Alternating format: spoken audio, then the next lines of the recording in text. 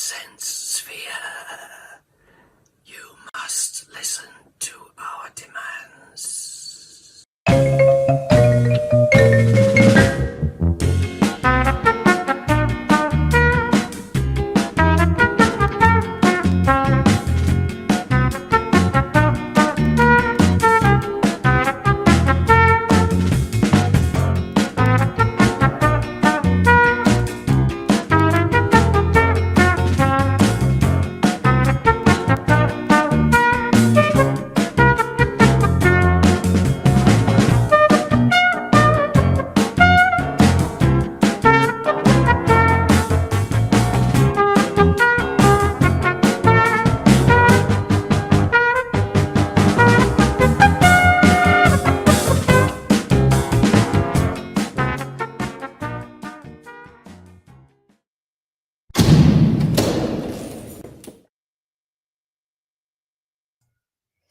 Hello.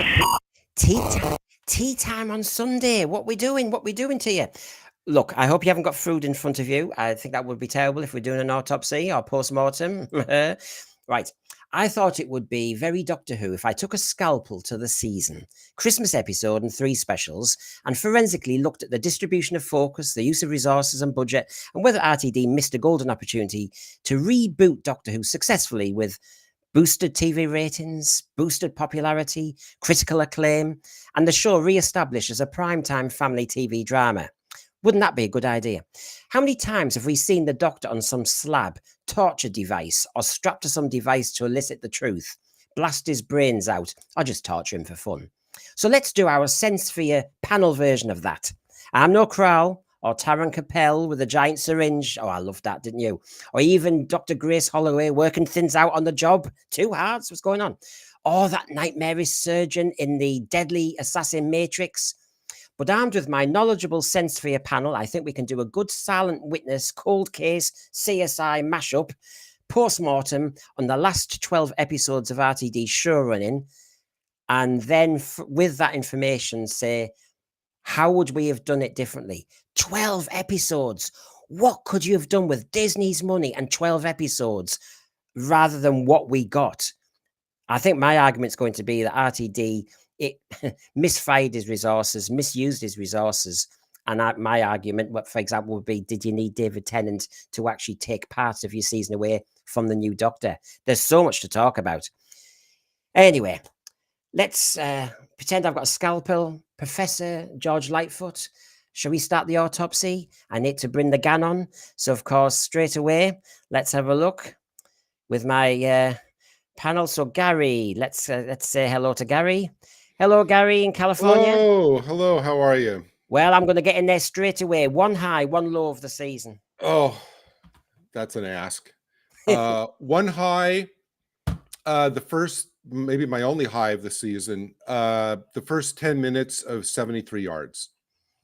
Yes. Okay. First 10 minutes only. The low is the entirety of the Rogue episode. All of it. Right. Got you. Well, we'll see if this continues as a thread. Hello, Rachel. Oh, hi. Hello. Queen, there's no red carpet. I'm sorry. The Queen of the Walk's in the building. Yes, ready for an autopsy. This is very different from royal matters, I must say. Well, you can only move forward if you know what happened behind you. So, that's true. A high and a low from you? I think my high would be the pub scene in 73 yards. That was absolutely brilliant. And I think my low would be Ruby being a giant MacGuffin and it not paying off. Right. Well, let's bring on Hugh. He'll keep me right. Hiya, Hugh. Hello. A high and a low from you? So my high is Millie Gibson, who I thought was brilliant throughout the whole thing, and my low is the continued abuse of the sonic screwdriver. Oh, that lethal device, yes. And let's continue the panel. Hi, hello, Michelle. Hello. Virginia. Yes, I am. Virginia is for lovers. There you go. So, high and low from you? I'm going to go completely corny. My high was actually watching Doctor Who with my parents, watching as we had it as family viewing. My low was there's so many missed opportunities in this season. It's hard to count them all. Misuse of Ncuti Gatwa, misuse of Millie Gibson, misuse of the finale of having it absolutely being a nothing burger. So there were so many missed opportunities in this season.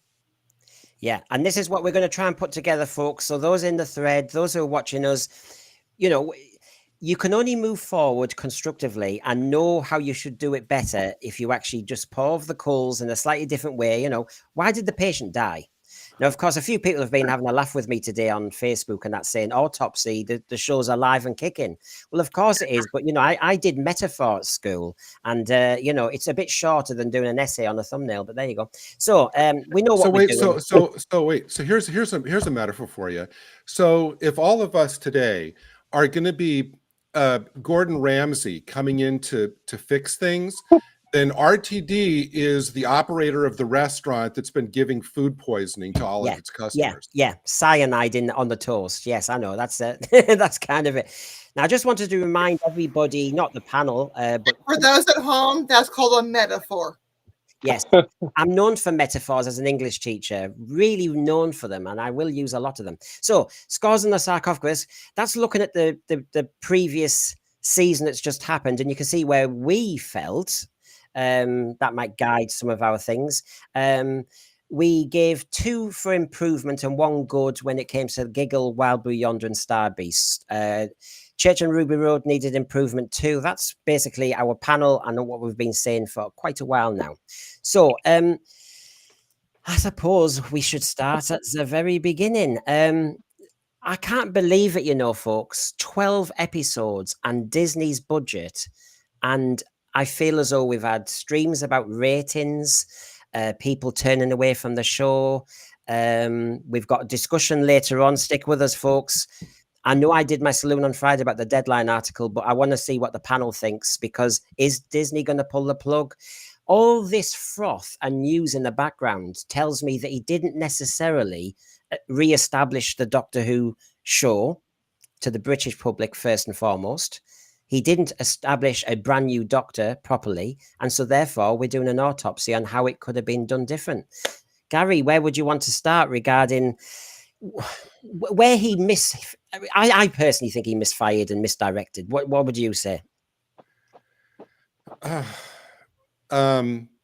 first, I think we should absolutely include in our discussion today, we have to include the Children in Need Davros thing with it. Yeah. Because it started there. It started there. Boy, I mean, I'll throw one, you know, I have like a dozen things, but I'll just throw one thing out. Wait, did you want to? So wait, are we just focusing on the specials now? No. I'm just. This is as we're talking. Don't worry. You can go where you want on this. I would just. Okay. Something maybe different for right now. I would think overall for the season, I think that there's way too many all-powerful villains. We have the toy maker. We have the maestro. There's Sutek. It's all every week is all powerful who can destroy the universe. There's no variety. It's just like RTD ramped up the stakes in every successive season of the original, where it went from fighting the Daleks to the Daleks and Cybermen to the universe to whatever. It's like now we get multiple all-powerful threats to everything in existence, you know, every other week. And so it diminishes everything without the variety. That's the kind of first thing that pops into my mind. Yeah, well, let's look at that for a second then. So that'll be at the order. I'm going to be much more loose with the conversation and then pick up the thread in a moment. So you stick with us, folks. So basically, on that idea, I suppose it feeds in, Gary, on the fantasy element. I personally think that was a misfire. I wouldn't, if I had the 12 episodes to myself, have gone down the fantasy genre and picking a pantheon of gods. I want the British public, first and foremost, to see this show as taking itself seriously with logical conclusions and resolutions. And, you know, doing all this, you know, Wicked Witch stuff doesn't work, I don't think. Plus, he wasn't world building, was he? I mean, basically, Sutek has just been sat on a TARDIS. That was it, basically. There was no hinterland or story to it. The Devil's Cord, well, as easy as she comes, she goes again. I mean, it's it's naff. Writing good science fiction requires a tighter style of writing, that you're more in control of the development and the resolution and the progression. Everything has to build logically and fit together at the end. I think him going for fantasy was his own out, because there's no rules in fantasy. You can kind of make it up. You can have, you know, giant purple bunnies descend out of the sky at the end and, you know, solve everything. But hey, it's fantasy, so why couldn't it happen? I want the giant purple bunnies. Well, there Give you me go. them. Well, They'd be good. That's going to be part of our solution later, is more giant purple bunnies in Doctor Who. But in good fantasy, there are rules. Look at Tolkien. Look at Harry Potter. Look at Narnia. There are rules to their world. Again, written by writers who were more disciplined and structured, and who could bring that personal writing ethic into whatever genre they were writing about. With Russell, it was his excuse to film first draft scripts, and then tell the audience it was our responsibility to fill in the holes. Yeah. Oh, there's so much. Like now, the last 2 seasons of Game of Thrones, where they just started, giving up on the storyline. Well, we've got Mad McCam. Hello. Low was Ruby Skywalker. Yeah, we might look at that. Let's have a look at a few other highs and lows. I won't read it out, but you can see it. Mrs. Flood was pointless. Well, and we may not get an explanation to that. Now he's like saying, I don't know. Yep, John Yulden saying these villains are just diluted. They are pushed as overpowered villains, but have very little substance.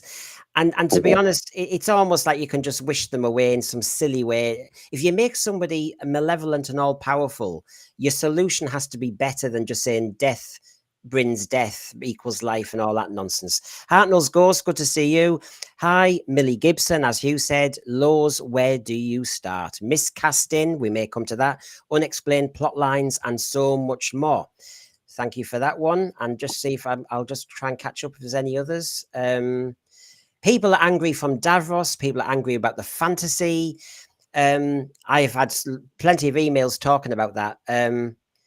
Mad McCam says, was it fantasy? I'd argue this was all sci-fi, just without plot development. Well, you could say that, Mad McCam. I mean, the point is, it needs a story, whatever it is, as recognizable or not. The Last of the Time Lords had a fantasy element, which I didn't like, Paul, I have to say. The Jesus, David Tennant, coming out of a bird cage. What the hell was all that about? All bird droppings everywhere. Rachel. Which are really nasty to clean up, because I got to clean up bat poop at work. And let's just say, sometimes it's nasty. Well, the only time, Rachel, you get to clear up the bird poop is on Unleashed, when RTD explains, if he can be bothered, some of the stuff. But Gary's led the way with the fantasy and the gods. You did a stream about the gods. I know you did the research on it, but were you happy with it? It was a bit underwhelming, if you want me to be honest. I wasn't happy at all, really, with the Pantheon of the Gods, because they're bigging up this Pantheon of Gods, and they give us 2. Yeah. Why do you give us 2? You could have had a Pantheon of God each episode. I mean, that Harbinger character, whatever that was supposed to be, she reeled off all of these powerful pantheons, supposed pantheons, and one of them included the Mara and all of that. And it's like, well, you could have had those in every single episode, and you'd be like, what on earth is going on? Why are all these gods coming in? But no, it was poorly executed. I mean, it's no. It's always been problematic. So I get that there is a brilliant example of what's done well in the classic series, which is Sutek, who is seen as a god but isn't a god, but has the power that looks like a god. The Arthur C. Clarke thing. If you are if you have enough technology, it will look like magic. That's classic sci-fi. This is just nonsense. Yeah. And can we agree that anything that RTD offers in the Unhinged, or whatever they call it, that doesn't count if it's not in the show proper. His explanations about by generations have happened to every doctor throughout history, or all of that, as he had to explain all of these. If it's not in the show, to me, that's just his gassing about, with his explanations. Yeah, I'm not buying into that. Now, Darren Bradley, good that you brought this up, because I'm going to reference this now, because it's called Doctor Who. The character of the Doctor Who is there, of the Doctor is therefore key.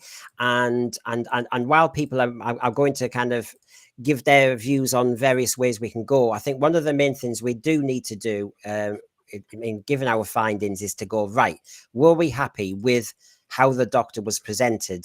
Is this how the Doctor should be going forward? And as you know, the Doctor Who TV article, I really enjoyed, and I really did think it made some amazingly clear points, and I just want to come to them now. Let me just get them up. Here we go. Here's the article, if anyone's not seen it yet. Okay, that's the link up there. Let me just get myself in order here. So Darren Bradley, there we go. Right, there. Please, Brendan, don't make him one of the panelists. It looked for a second like he was joining us on the panel. Yes, he was. Please don't ever make that happen. He's going to keep us in order. So, yes, there you go. Don't ask me why he's. Now, we did actually mention. No twerking. We did actually. Is that him or the waxwork? I can't tell the difference. Well, no, it's so good, isn't it? And RTD was stunned by it, wasn't he? He was really excited by seeing Shooty in double. You should just hire the waxwork for next season and save some money. It doesn't take much to get RTD excited anymore. Let's just face it. I do have to say, that dwarf kid with the guns, what the fuck, is one of my favorite comments of all time. This one here by MCTV, that dwarf kid with the guns. Who signed off on that? I'm sure that's not legit.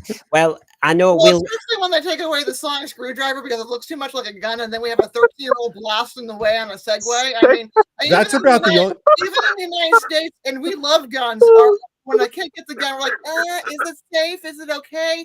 Yeah, even 13 is, some people consider way too young for a gun. So, I mean, and we was on a no. It was enough with this whole war between land and sea boring nonsense. I would watch the heck out of a Doctor Who spinoff called Dwarf Kid with Guns. He was on a school trip. I know what was happening. It's when you do that work experience week. He was doing work experience, and suddenly, Sodlaw when he's there. Segue of death. I'm confused. Are we even allowed to call them dwarves? I'm confused right now. I think dwarf is technically correct. Yes. Well, look, I mean, Disney's entire empire was built on dwarfs, so I think it's absolutely fine to call them that now. Except for the newest Snow White movie. It's the 7 diverse Starbucks workers. Well, it will be. So, as you can see, nobody's addressing anything, I'm sure. Isn't it? Over here. Honestly, I'm running in my own. I'm running 2 channels at once here. Basically. So if you want to watch BBC 2 or Sensphere 2, we're going to keep talking about dwarves. On Sensphere 1, we're going to talk about the Doctor. What time is that show? Yeah, I didn't know about that. Yeah. So anyway, we did this stream ages ago about the whether this progressive or problematic, the Doctor was problematic. And of course, Doctor Who TV in the article, please look it up, everybody, in the thread if you haven't seen it, does go into some of these categories. And I just wanted to get your opinion on them, because while we structure tonight what should have been done with those 12 episodes, and while we really do get into that, everybody, so do give us your ideas on what could have been done with that money and those 12 episodes. There you go. Give us a roadmap. How could it have been done? This is not what we did a few weeks ago when we said, how do you salvage a situation from what they've done? How do you resolve Timeless Children? No. What would you have done with those 12 episodes and the blooming money and a pen and written some scripts? What would you have done? So anyway, what do you think of this? I mean, I really did think this article nailed it. It did. Increased cowardice of the Doctor. I mean, the Doctor would normally go towards danger. The Doctor would normally do something heroic. Look at Logopolis coming off the pylon and all the rest of it. He looked scared of Sutek. He ran away from the snot monster. He ran away from Maestro. I mean, this isn't the Doctor. If you think of the Devil's Cord, one of the best scenes actually was when they both ran away. What does everybody reckon? Has RTD written the 15th Doctor's character correctly? I personally think it's actually not Doctor Who. I agree. The Doctor's character is completely written incorrectly, and I'm going to blame Disney for this. If you look at the Disney Files expose saying that they can't have male characters be portrayed as the hero, and then you see what they've done to the Star Wars characters. This has the mouse's fingerprints all over it. Yeah, I just caught up on the last episode of Acolyte, ready for my video, and I had a man on his knees being offed by a woman. And yeah, they specifically say that men and certain men, skin color wise, cannot be the heroes anymore. And then you see like the Doctor being not only being afraid, we all have fear, and that's okay, because sometimes bravery is doing something even when you're scared. But also, Michelle, but then we're having him be a complete coward. But also, Michelle, and the article is fair. Well, actually, I was reading a few articles about all this. The Jodie Whittaker Doctor also, let's be honest, she wasn't center of action half the time either.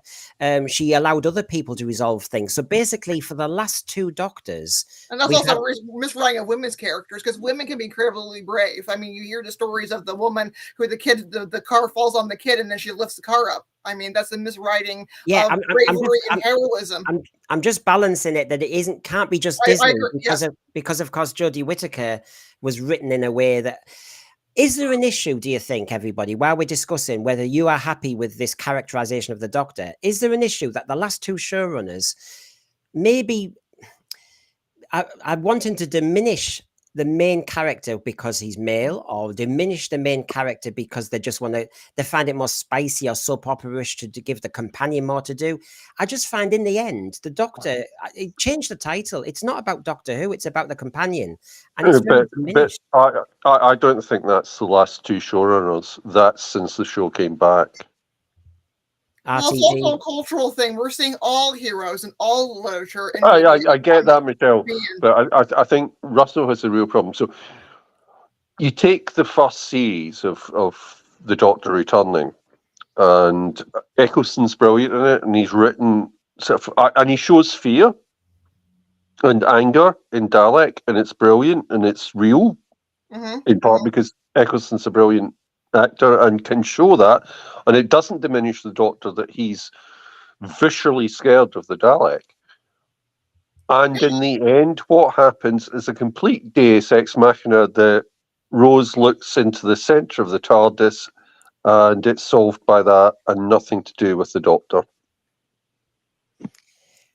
Do you know, sorry, you know, I did Castrovalva today for my channel. Oh. Yeah. Right. So I was thinking about that when I was actually thinking about this particular episode. And that particular episode is a type of episode where it is actually technically the companion that saves it, you know, and saves everyone. But the companion is in peril, first of all, and that's how it all begins. That Adric, what he spends, 7 minutes of the show, of the entire story, not being in peril, and then he's trapped in this entire situation with the Master, and he's under threat constantly. But the only way that the Doctor is going to be able to get out of it is get control of his regeneration, think about it, find Adric, get him out, and then get Adric to get them all out. And that was the Doctor being the Doctor. Yes, the companion, I still saved it, but I don't know where I was going with that. But yes, it's just like comparing that to now. Yeah, and that's very different because it's nothing Rose does other than look into the centre of the TARDIS accidentally, which then creates the whole of the arc backwards. There isn't anything other than that. It is complete deus ex machina, and Russell doesn't write solutions generally. No, it's not a problem. And also, Castrovalva, the Fifth Doctor, doesn't intentionally leave his companions in peril. No. They're in peril because he's having a difficult regeneration. And then when he remembers it, it's like, we need to get him out. Yeah.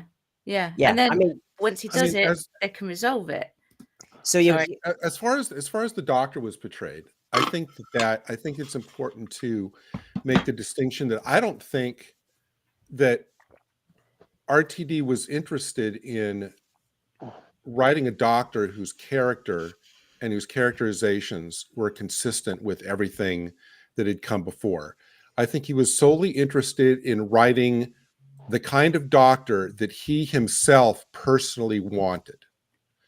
The doctor who is, you know, kind of for all intents and purposes, a flamboyantly gay human with a time machine, not somebody who's fundamentally alien, who looks at every single thing vastly differently than how we humans do. I think the epitome of this was Rogue. I'll keep coming back to Rogue because I don't think that we can push that off and do its own kind of narrative cul-de-sac as an anomaly, where he basically transformed the doctor into this kind of sex hound who was willing to sacrifice the safety of his companion and deal with the aliens for his own selfish pursuits. I think that we can't, ignore that. That's part and parcel of everything about this doctor. As you said, that, I mean, he's basically, if you look at all the episodes with all the crying, which was like almost every episode, and him running away, he's now this kind of weak coward. And the only way that RTD can show like an emotional doctor, which is what he said he wanted, was to cry. I think it's weird that for anybody who thinks that the only way that, men can show emotion is by crying, but when you focus on that, all you have is a weak episode. I want to just, last point, bring up one very important characterization that we haven't given a lot of air to, but it came up in the first episode of the season, where the doctor says, I don't have a purpose. I don't have direction.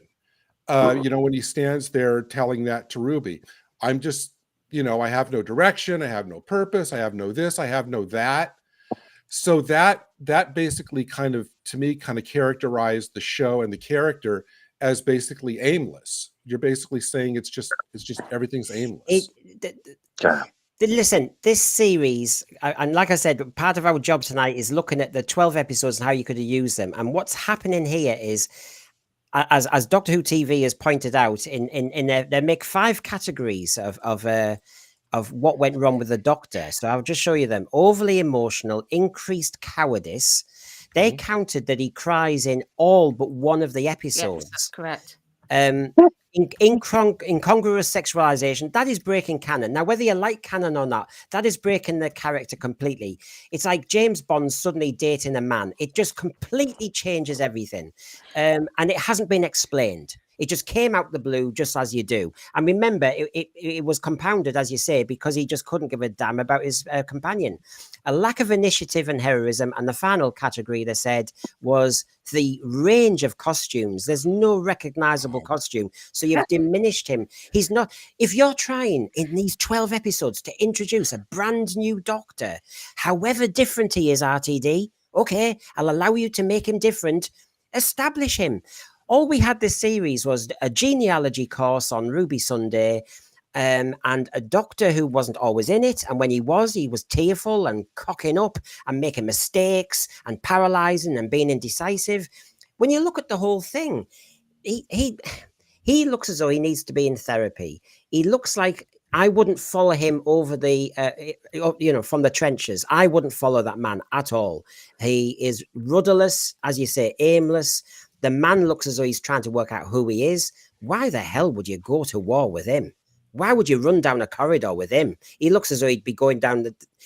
Put it this way, the joke with Doctor Who is every doctor goes, eeny, meeny, miny, and they decide which way to go, and then they sometimes pick the opposite. In Ncuti's doctor's case, I would run in the opposite direction to him because he's that useless. He's that emotionally fragile. I mean, really? And that's so disappointing. RTD, what are you doing? You had 12 episodes when you could have established him as a decent, interesting Doctor. But what you did is you give us 3 of Tenant, a bit of Hocus Pocus by Generation that wasn't explained in the main show. Then you got a Christmas special. I mean, please, everybody, look at the plots of every one of them. When does the Doctor solve Ben, anything? just to note, I like the comment about the fact that there's nothing wrong with the Doctor crying. It's just every show. I think the other part is the Doctor should cry for things that are huge, that are universe changing, because that's his perspective. The thing is, and yes, he can do the personal. So the great personal aspect of this is the Caves of Androzani, which is one of the greatest episodes ever. But it's been able to switch from the macro to the micro, rather than always being obsessed with the micro. everybody's obsessed with the only emotion you can show to show you care is to wear your heart on your sleeve. The Doctor's always cared. The Doctor's always been bothered about the planet Earth, humans here, humans there. The Doctor has always been bothered and therefore shown intense emotion. It's just it's been more contained. And of course, you use your emotion to solve something. It's no good sitting in the First World War trenches just crying your eyes out and not coming up with a blooming decision. You know, this is supposed to be a leader. You wouldn't have your captain in the blooming battalion and follow him if he's crying and quivering in the corner. And the ones who did, those are the ones that died. They didn't make it out, unfortunately. The ones who had the mental breakdowns in the war, sadly, they were the ones that did not make it. But this is it. This is supposed to be an escapist show with a leader and a hero. And of course, we're not seeing any leadership. And of course, so I know there's all this about whether you show crying and whether it's good or bad. The point is, too much diminished, devalued. It's not dramatic, as Rachel would say. If you see the same character cry in every scene, then which scenes are important, which ones aren't? Yeah, it takes it. A lot of people in the chat have been talking about maybe because of your graphic there, which is design-wise a great graphic, but I mean, looking at that kind of makes me want to jump in front of a train. But that this is our show. That this is our show now. But a lot of people have been talking about the costume. The lack of the costume. Yeah. I think that, well, you know, the character of the Doctor, and this isn't the Doctor, the character of the Doctor, I think, has always been kind of in some ways defined by his choice of outfit. You can look at any of the classic series Doctors, and what they wore kind of was a reflection of who they were. The fact that there's no consistent outfit, to me, just shows that this character, I'm not going to call him the Doctor, that this character isn't really grounded in anything. There's no visual identity for this incarnation, which has always been a mainstay of the show. Whatever the outfit was, it always provided a visual identity for that era. And this has none. To me, it makes it seem like week to week, you know, we're just watching the actor Ncuti Gatwa kind of showing off his range to future casting directors. We're not seeing the character. We're seeing, you know, a showcase, quote unquote, a showcase for his like versatility. You know, oh, look, he can wear anything. He can act like anything. Which one? You know, which one would you put him in, Gary? Like, which of those costumes? If I had to choose one of these, well, definitely not top left. I would say the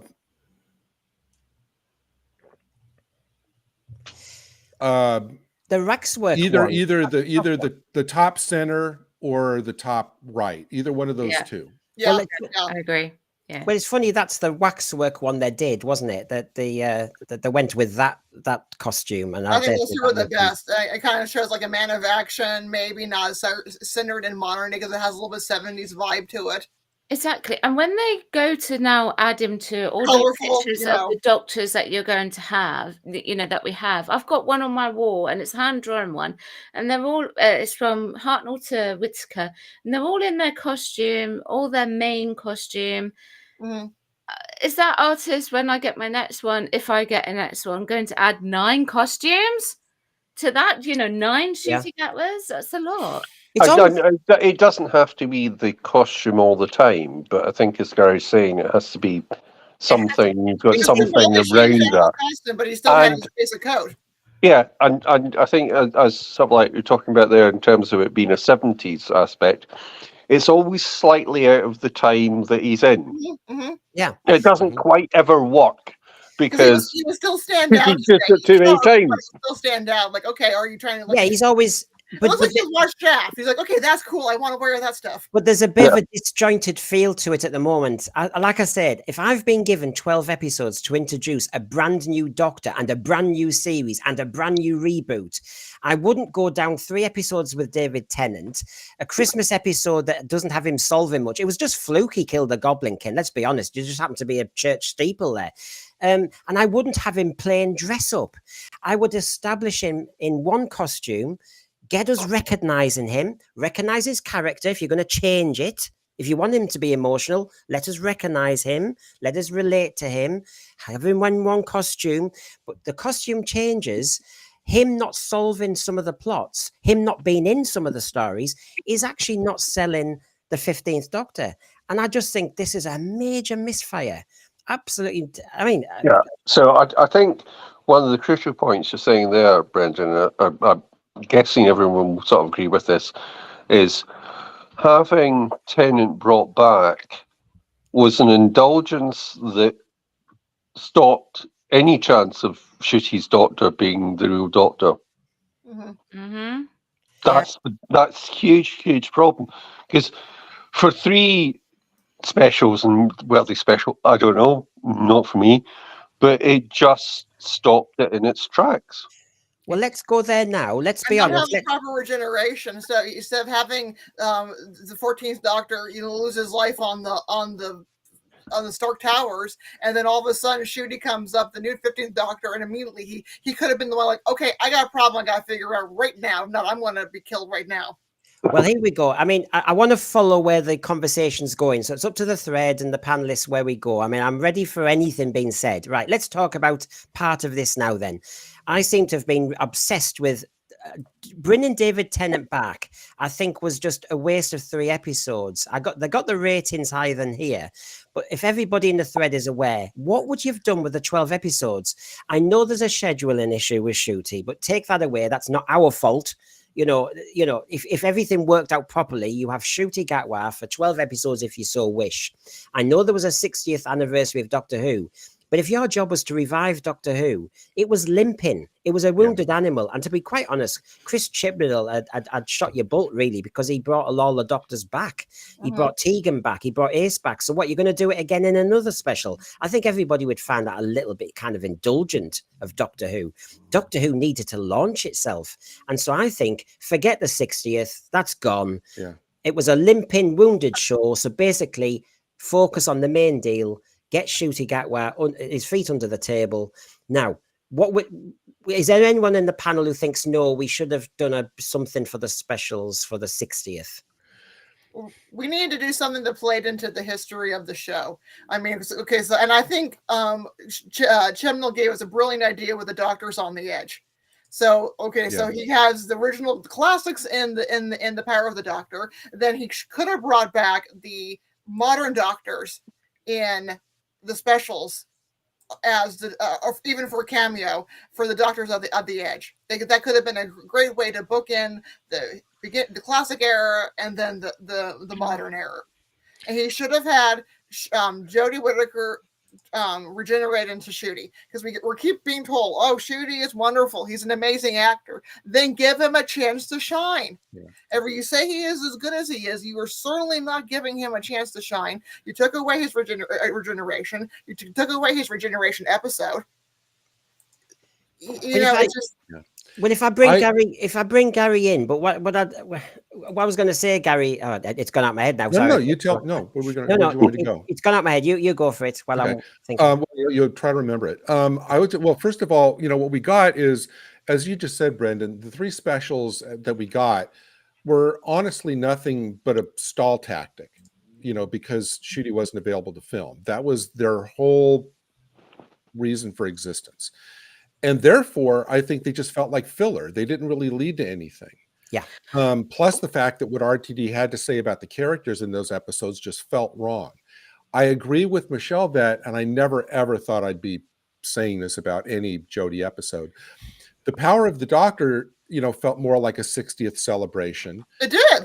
Because you had, those amazing scenes with Sylvester and Sophie, Yeah, yeah. and then with Peter Davison and Janet Fielding, which like spot on getting the voices of those characters exactly right. And then, as Michelle said, those scenes with the edge. So to me, at that point, you already had your anniversary celebration with that episode. So if you're going to incorporate these these 3 episodes as part of your overall season, and Shooty's there, you can either say, okay, we don't need to do the celebration anymore. Let's just keep going and have these as the first 3 episodes in a regular season, starting to build stuff up. Or you could do kind of like, if you still want to do some kind of anniversary thing, separate and then Michelle, we also had the round table of all the old companions that gave it a 60s feel as well. So if you say, okay, so that's done, the looking back is done, you can either just go forward and incorporate it as part of the season, or if you want to have those 3 episodes, you can do kind of a 3 episode, almost kind of like mini series where Shooty's facing old adversaries, and kind of have like a little mini 3 episode celebration. Do it that way. Let's test out a few theories, because that's part of the beauty of it. My question was whether we should have used David Tennant at all. Paul McGann. That is no. Paul McGann. Absolutely no. Paul McGann is mentioned all the time, and of course there's that. But I will say, as we come to Rachel, that was my idea. Bring back Paul McGann. Okay, then, Rachel. Well, sorry to be. That sounded a bit rude. Actually, I just realised that. Sorry about that. No, Rachel, as you're going to explain it, I wanted to kind of make it more pointed. Then, okay.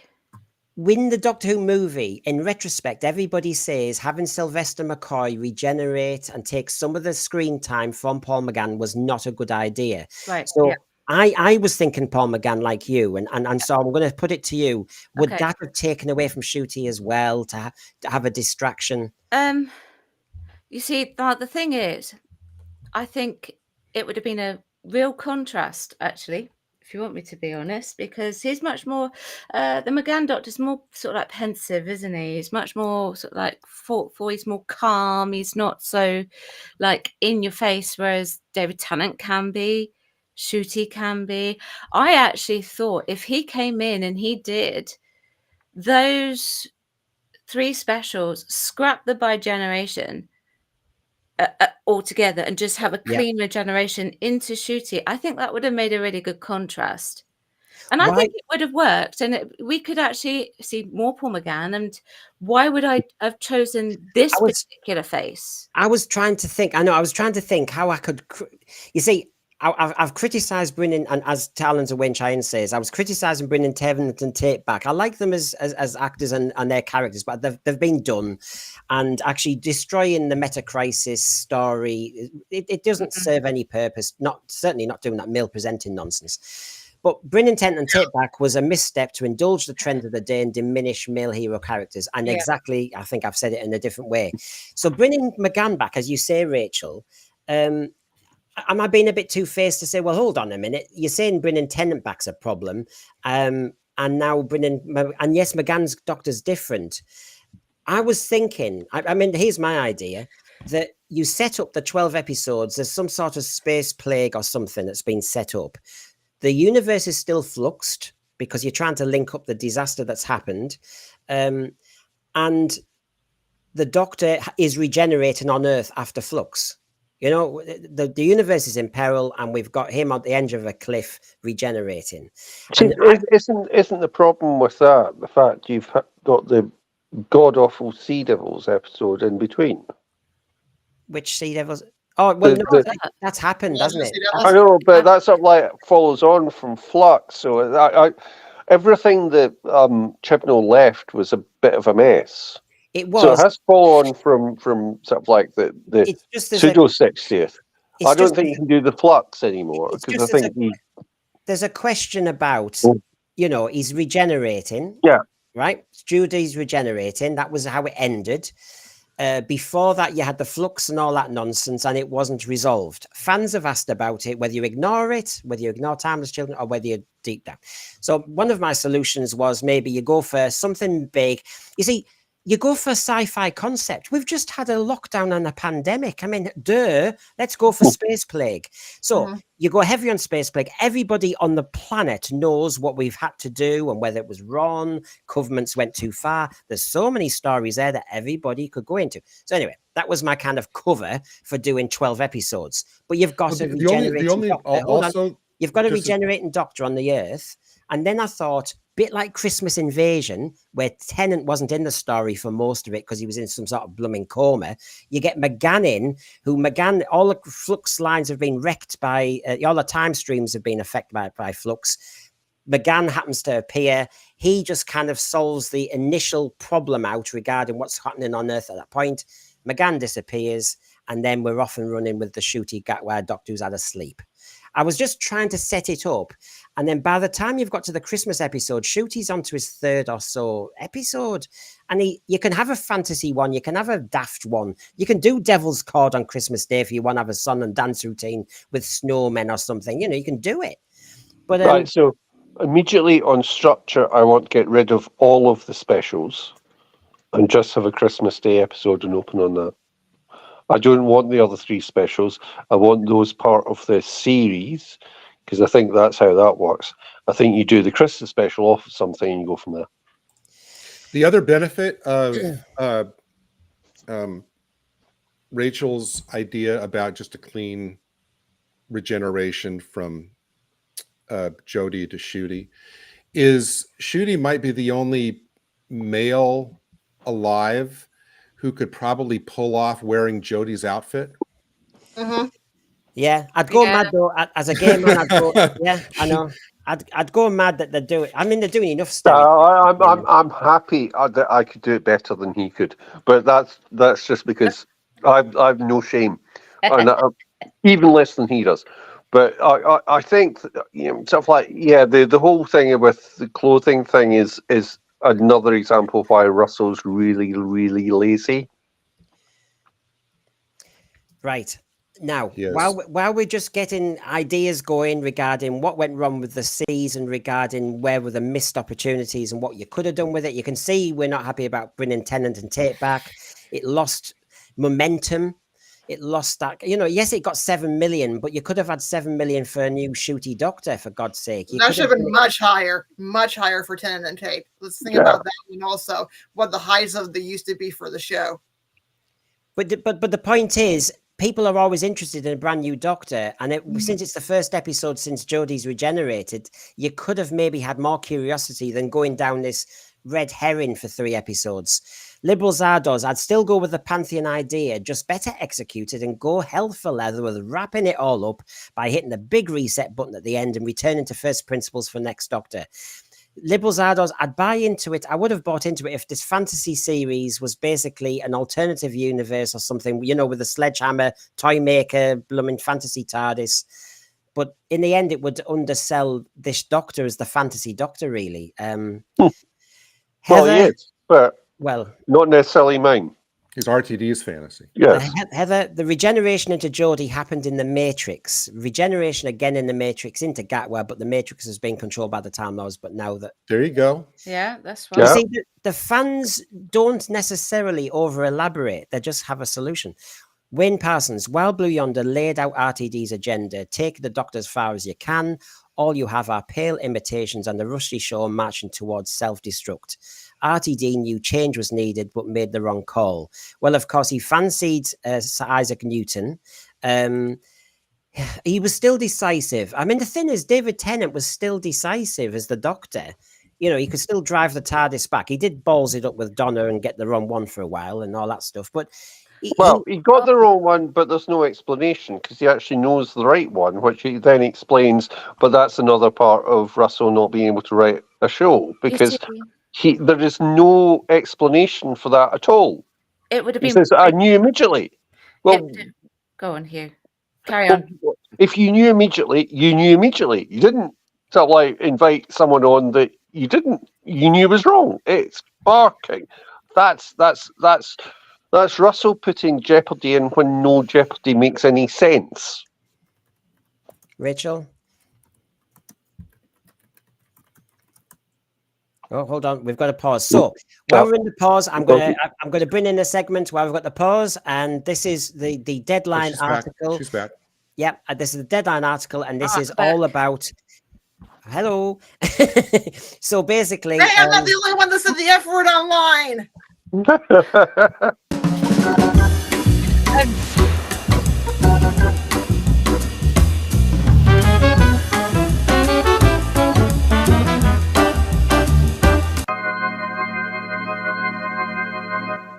And can we say that those 12 episodes all should have had that music?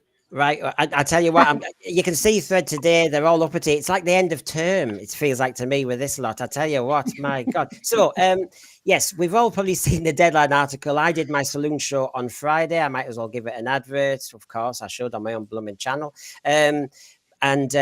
Yeah, there you go. The RTD reboot backfires. Disney nonplussed. Do you see what I was doing there? Disney nonplussed.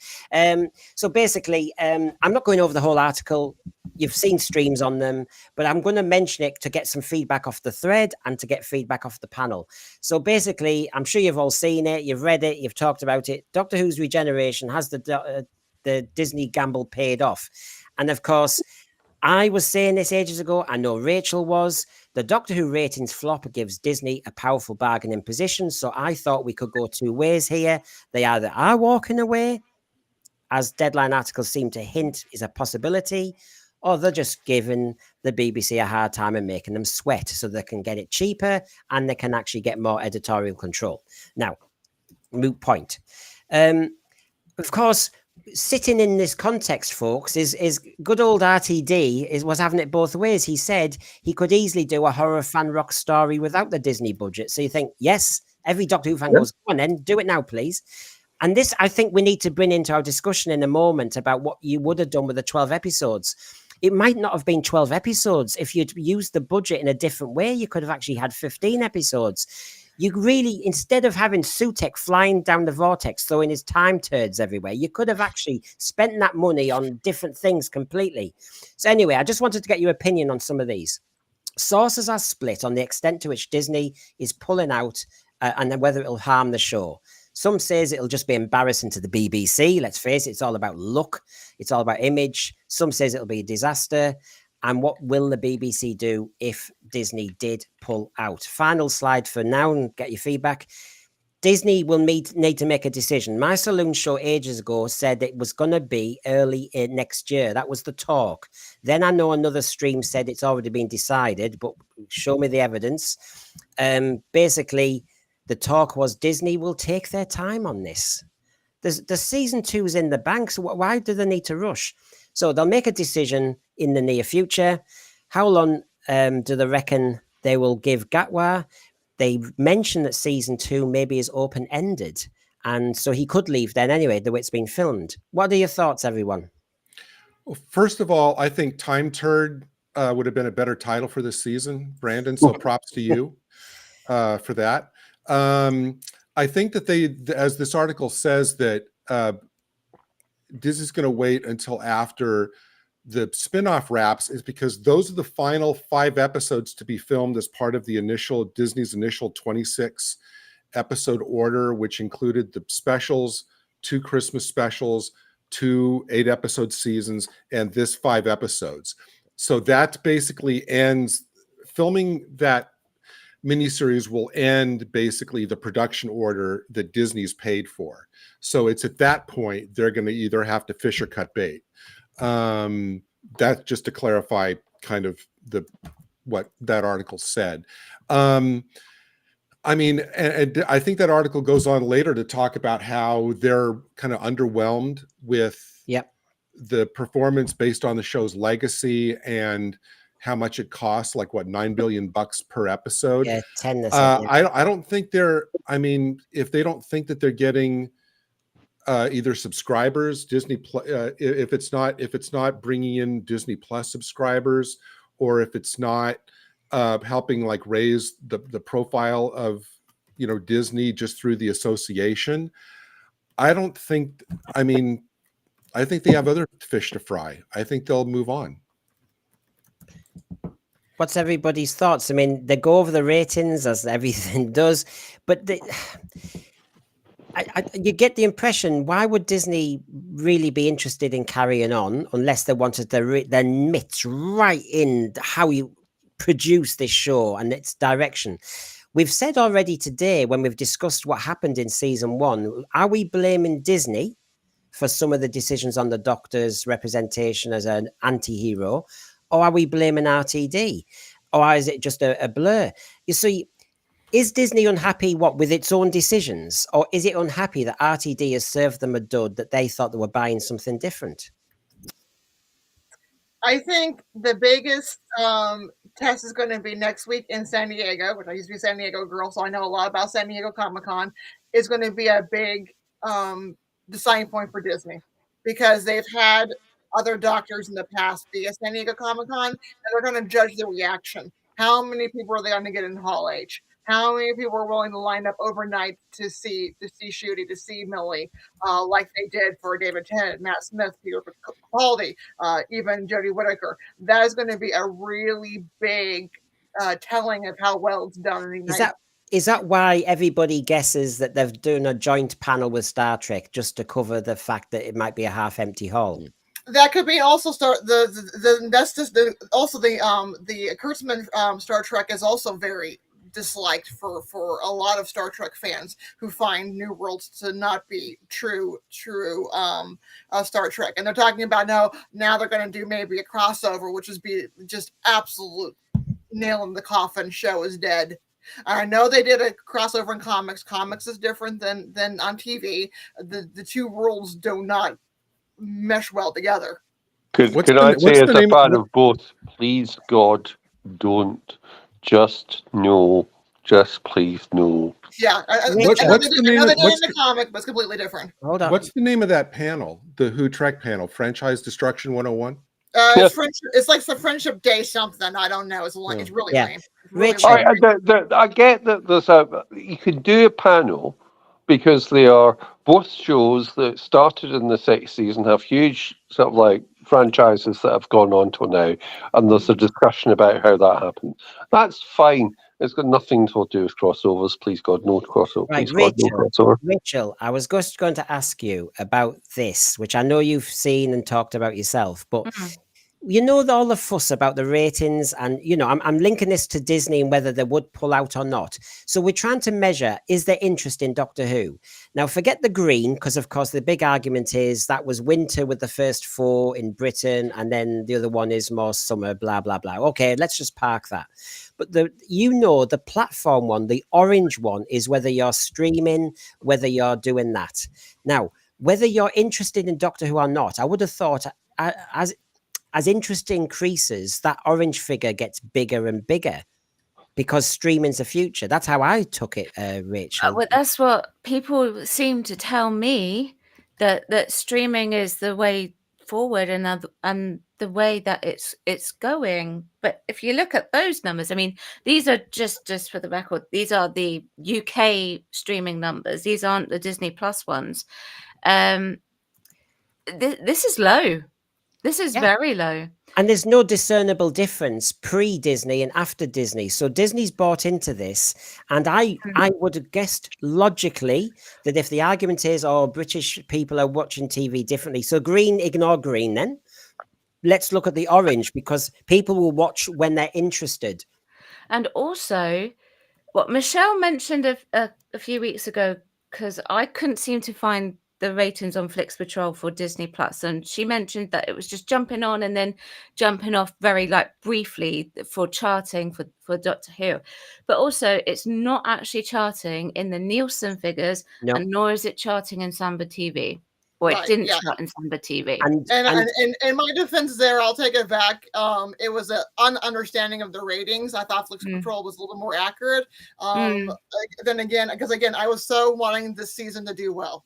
So that's full disclosure. It was coming from a place of optimism. This is in Doctor Who magazine, and some people would say it's done a kind of an apology for what's going on. It's not that bad in the apology, but it does kind of break it down. Do you know what this makes me think of? Because it breaks down in ever so many ways. Do you know what? It used to be just overnight ratings, didn't it? Now Yeah. it's that. That to me tells us the problem, that what they're doing is they're dicing it so much so that we can't see through the smoke screen. This is a trick. You know, honestly, whether it's overnights or 28 days, just can the media make a decision? But looking at that in front of us, that's a load of nonsense. You know, they talk about that final column, that Doctor Who Space Babies, if you can see, its reach after 28 days is 5.6 million. And in a month. And the argument is that's how we do things nowadays. Now, look, if that's the way we do things, why hasn't the media decided that and get rid of all that beige and get rid of all that green? I said on my saloon on Friday that basically I could say I'm the top YouTube stream based in the northeast of England on Sunday nights with a presenter who's gay. And you dice it up so much that, yes, I'm the top one. But what the hell does that mean? Why don't they just say, am I the top YouTube show on Doctor Who? No. End of. I have to own that fact. Instead of saying, actually, I am the top one in my subcategory. Well, so like just find this in a sense. Subcategories are okay. So if Doctor Who was the top drama over that period of time, then yeah, okay, it's worth selling it as the top drama of that period of time with those viewers. But it's about what those slices mean.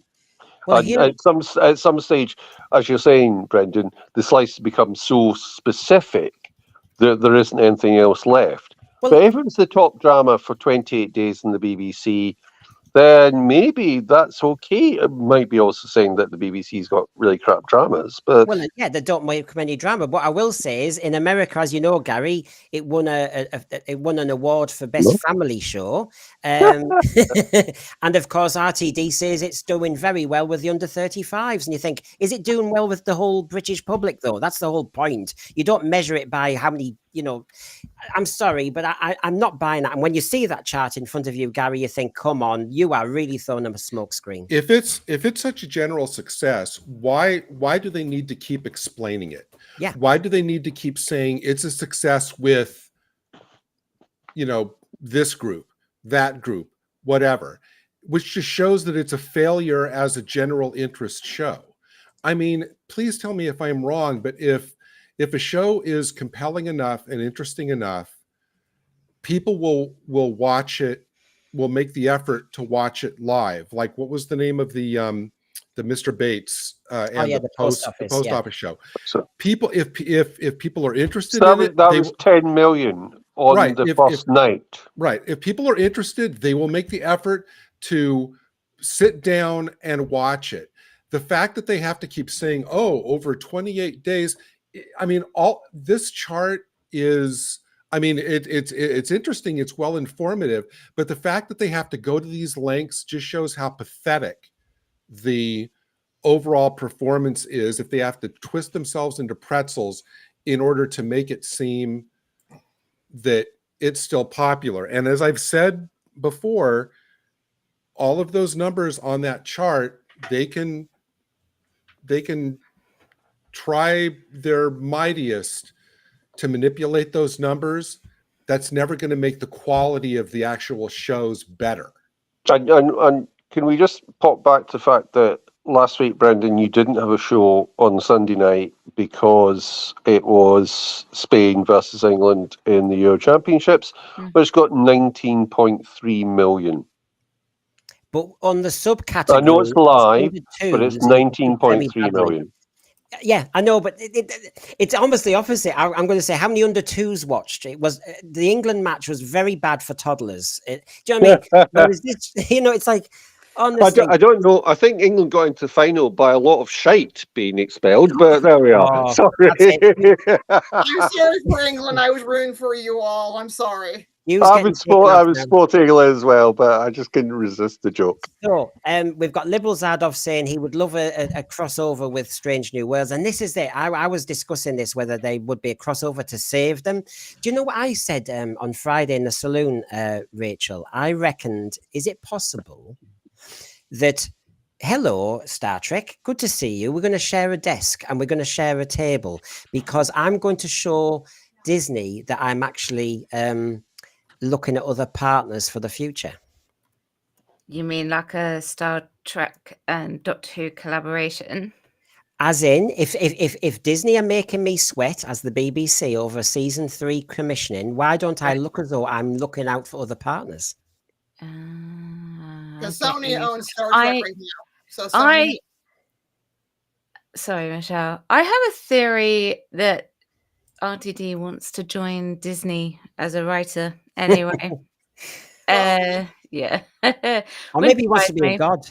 You know, he does Pantheon of Gods. I mean, Yeah, you he know. wants to wow, he could write the next Hercules film, couldn't he? Because aren't they doing a live action of that? Or they were doing a live action they of are. that. They are. Maybe he could write that. And There's that's lots of gods in that. So let's have a look. I'll catch up with the thread here. Melanie, if season 3 happens, Disney will have more say in it. Agreed. Yes. Because RTD is screwed up in everybody's eyes, including Disney. Yes. They want more control or they will pull out. And I think that is exactly what will happen. Yeah. So I think immediately part of that whole thing, in sense of what we're talking about, is if you were writing or if you were choosing for the 12 shows to be written, you don't get so many of them to be written by one writer, even if RTD is the greatest writer ever, since it really screwed up the whole course of that because there wasn't different perspectives. It wasn't interesting.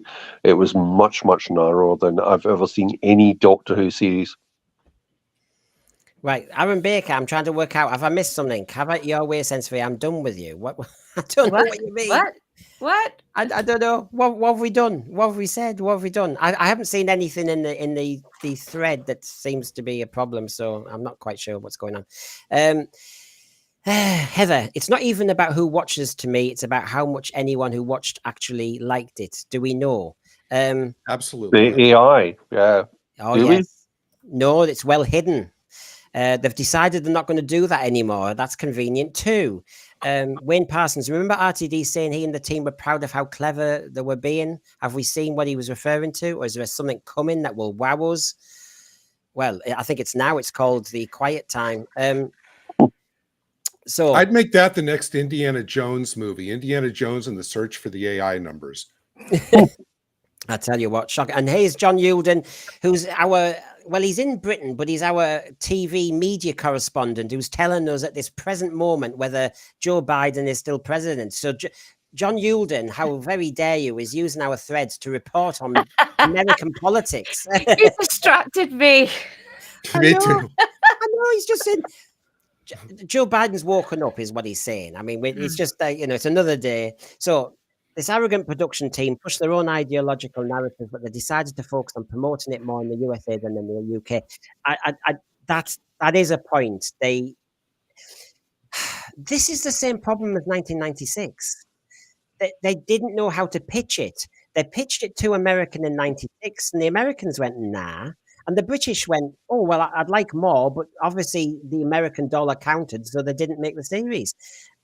This time they've gone, we've got to win the Americans over. Again, they've gone for the same trick, the honey, the babe, dressing him up like a Barbie doll, making him more emotional. They don't need to win the Americans over. The Americans love it for his British character. The Americans loved it during the Smith years. And Smith is somebody to Americanize, is not like a Brad Pitt instantly. I mean, he's good looking, but he's not like our ideal of what a sexy hunk is. But we American girls fell absolutely head over heels in love and still love Matt Smith.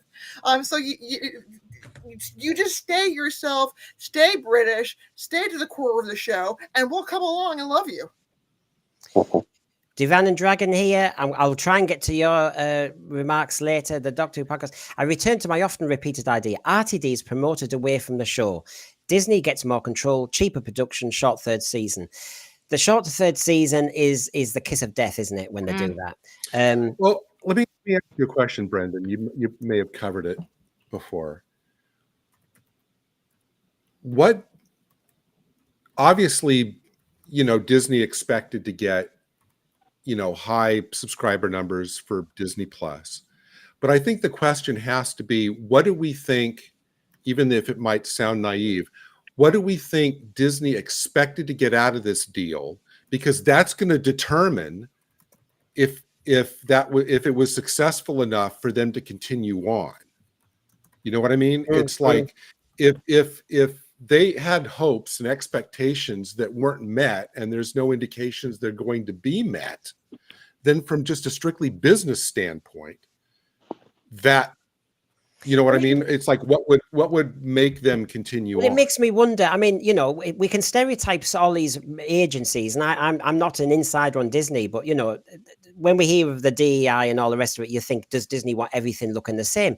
It is possible, is it, that Disney, with their portfolio of programs, wanted a very distinctive British show that looked as though it had potential, but it just needed a bit of their streaming weight. And what RTD has done is he's completely changed the Doctor Who show to fit what he thinks Disney wants. And they've gone, nah, it's tanked. And now it's like, what do we do? Because there's 2 seasons in the bank that have, it's like Doctor Who American Light. And because they filmed it back to back. Oh, stupid idea. Stupid idea. And they couldn't wait for feedback from the audience. It's pretty much set in stone as to what's actually going to happen now. Because I don't, have they finished filming, or they've almost finished? They have finished now. The main part of the season, they're just getting ready to film the Sea Devils thing starting in September. But that's why I think that this next season 2 is basically going to be season 1 part 2. Like season A, Can I just ask, Brendan, why on earth do you not have Lee Anthony Davis on the panel? Because someone's really upset about it. What? Sorry, what are you looking at the thread while we're talking? Yeah, so Alan Seymour, my mate Aaron Baker has told me you ignored his question. Naughty you.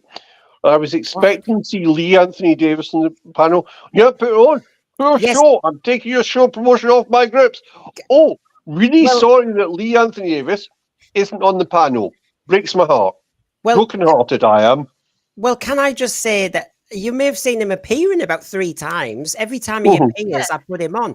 He must have some connection problem. He's had the link, and he's appeared a few times, and he appeared slightly before the show started, and I talked to him. So I am delivering my side of the bargain. Don't cast aspersions to me, because you're making yourself sound silly. I've done nothing wrong. I've offered a platform. The platform is open. The link has been sent. What else do you want me to do? I would explain something else needs to happen, like change Wi-Fi. Hasler Scott. Alex asked, if you have an issue, you handle it like an adult and send a private message. You don't send it out in a public platform. There's that as well, because when I've ever had... be an adult and be professional. Because when I've had people say things in the thread before, and it happens rarely because we've got a good community there, but basically they tend to find that there was a mistake on the other side. I have done everything right. So basically, go and talk to the person you're trying to defend, because I sent a link and he's tried to come on. And if you go back and review this, you'll see his face keeps appearing. Why does it keep disappearing? I don't know. Hasler Scott, they need to get pro showrunners like House of the Dragon has, and good writers. I heard Joe Hill was interested at one point. The trouble is, Hasler Scott, we keep hearing people were interested, but they don't want to reach out, do they? They don't want to get that American producer in who did, was it Babylon 5? I always get it mixed up. Yeah.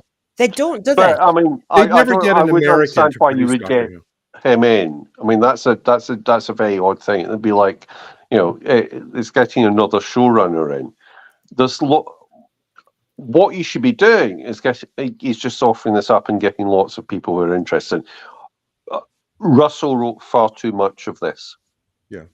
So that, in terms of how you do those 12 shows, if Russell wrote the first episode, maybe something in the middle, and the last 2, I think, would have been fine. Yeah. Well, one thing in terms of like structure, I mean, as opposed to the personnel who should or should not be working on it.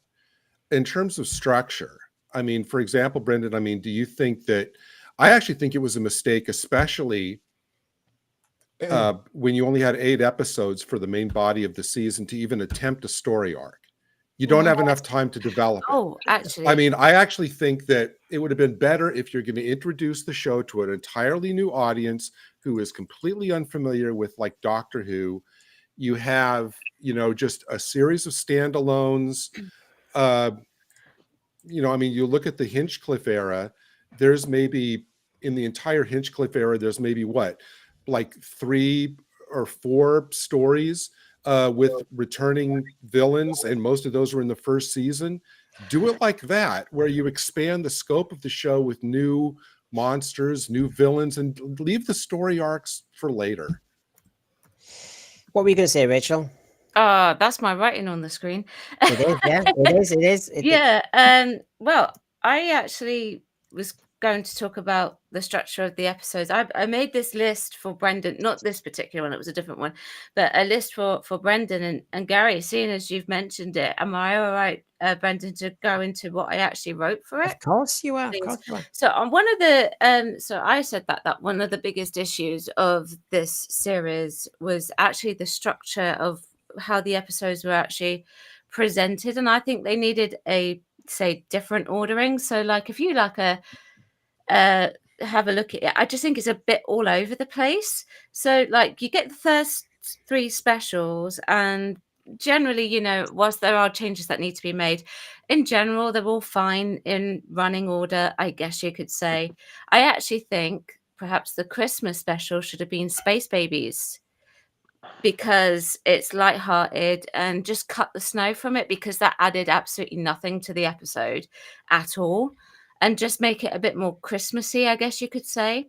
But I actually think that the first episode of the series should have been 73 yards. Yeah. And I think that should have been a 2-parter, and we should have had Ruby's side of the story, and we should have had the Doctor's side of the story, and how they actually meet back and come back to each other. But then obviously the memories just go, because it resets itself. And then we have Boom, and because Boom was in the completely wrong place, because she sees the solar system essentially for the first time. It's a shock for her. So Boom should be second. Dot and Bubble should be third. It was a mistake to have that back to back with 73 yards, because it was Dr. Light. And I actually don't think it's good to constantly have Dr. Light episodes. And then Rogue, get Rogue out of the way. It was rubbish. And then you go into the story arc. If you can't change anything, then go into this story arc with the Devil's Chord. Get rid of the song, obviously, because that was just weird. A song and dance routine. I mean, make the episode the start of the Impossible Girl arc, if you really must do the Impossible Girl again, and have that sort of like snow scene right there, and that's how it begins. Then go into the Church on Ruby Road, where they start to investigate that. Then go into Legend of Ruby Sunday, where they bring Unit in and keep going with the mystery. And then finish on the Empire of Death and keep up the intensity, and not have Ruby as a MacGuffin. That would be great, wouldn't it? Yeah. Because Ruby should never have been anything other than a girl. Yes. A woman. The 19-year-old. And she was very good at doing it, which is why I thought Millie Gibson was great. Just an adopted girl that was found, because that happens around the world. We still have babies that were left unattended. And you can get away with all that and still do the connection up with the timeless show if you really want to do it, Russell. But it doesn't matter, because people just go, everyone will identify with that and understand it's an important thing. And I found her finding her mother one of the most beautiful parts of the season in the finale, because I've known people who have gone through that experience of, do I look for my birth parent? Do I not? And then or people who have given up a child because they were young, the family didn't support them or whatever. And then the person comes forward and says, thank you, I've had a wonderful life. And how many of them pointed at a road sign? None of them. None of them. I have a quick question for Rachel. Rachel, what do you think about, since I think we all agreed that the Sutek thing was a complete and total misfire? Yeah.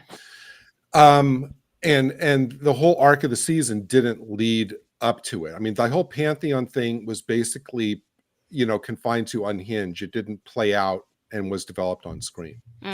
What do you think about like kicking Sutek out? And if we have all 12 episodes to play with in whatever order, kicking Sutek out and then saving the Celestial Toymaker for the very end as the big bad of the season.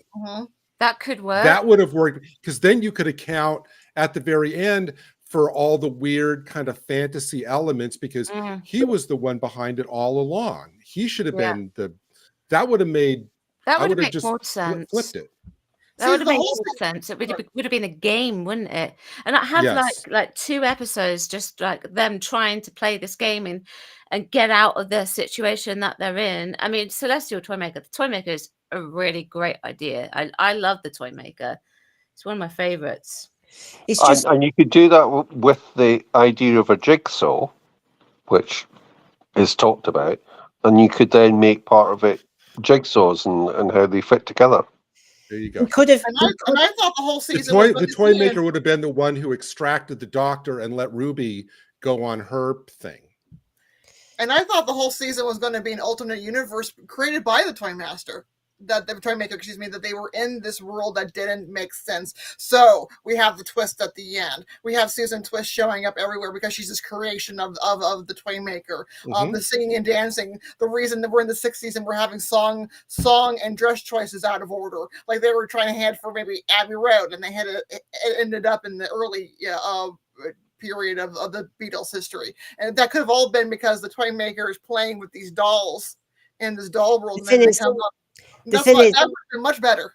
The thing is, I still think I can see where you're coming from with the Toymaker. I get that, because that just would make it a more cohesive season with a definitive arc that made sense. I'm still not buying this god fantasy thing, because however you deal with the Toymaker, whether it's in the giggle or you just move that change, I'm not satisfied that this person who has been masterful in organizing half the universe like a jigsaw suddenly at the end doesn't catch a ball. That's right. No, you don't do that. I mean, that was appalling. So I think what you do, and I will jump into my other fandom in terms of Star Trek. Essentially, what you do with gods is you confuse them with logic. So at some point you confuse the Toymaker by saying, you can't actually do this because it's the wrong logic. And the Doctor, being entirely logical, is capable of doing that. It's you play the rules of the game, not you throw a ball about. But what about, I mean, since Rachel, you mentioned it, and thank you for putting all the time into kind of recalibrating it. Divan and Dragon's done a version, and I'll show that later. But as Gorenstein Media says, with all due respect, changing the episode order at this point is just rearranging deck chairs on the Titanic. Are you just making it slightly more cohesive from what it was? Because none of us understand the sequencing of those 8 episodes. Yeah, but, the sequencing. But we're not working on the 8 episodes. We're working on the 12, and we're working on the fact that not necessarily do you return David Tennant, and not necessarily do you do all the stuff that Russell did. We might use some of the aspects of what Russell used as part of the story, but I don't think I don't think we're going to go, if you move this to this, you did this, it would work. I don't think that's what we're doing. I think Rachel was being quite clever in terms of how you restructured some of the showing of the episodes. I don't think that's what we're actually doing in terms of how this works. So just to remind anybody who's just joined us, we've been looking at, and we still will posit some as well, the main findings, what went wrong, what is RTD focusing on that's incorrect, and therefore, what would you have done with the 12 episodes yourself?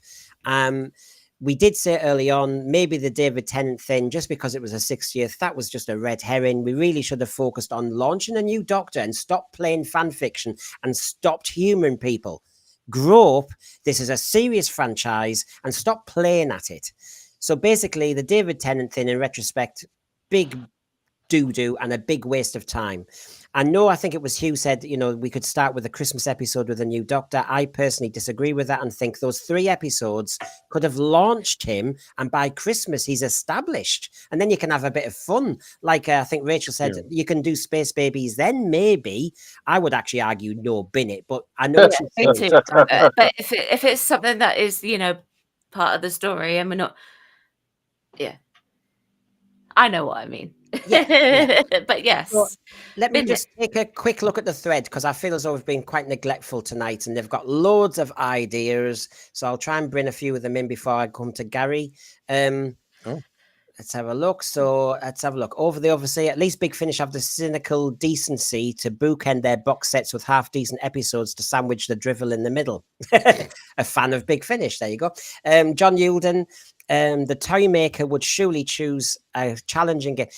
That was the bit I was trying to understand, Gary, which is when the toy maker's challenged, he has to take up the challenge. So basically, you just pick a game that you think. I mean, is that why we came up with the by generation? So there's 2 people throwing a ball, and there's only one of him. Was that the only reason we had by generation? So there were 2 against 1. No, I think it was just. I've said it before. I think that the reason for the by generation, as opposed to like a clean regeneration, is I don't think Russell wanted to be weighed down in his mind with the visual image of a white actor changing into a black actor. I don't think they wanted that. Yep. I mean, this way they could have their cake and eat it too, is they're both there, and Russell can go on and on about how clever it is and how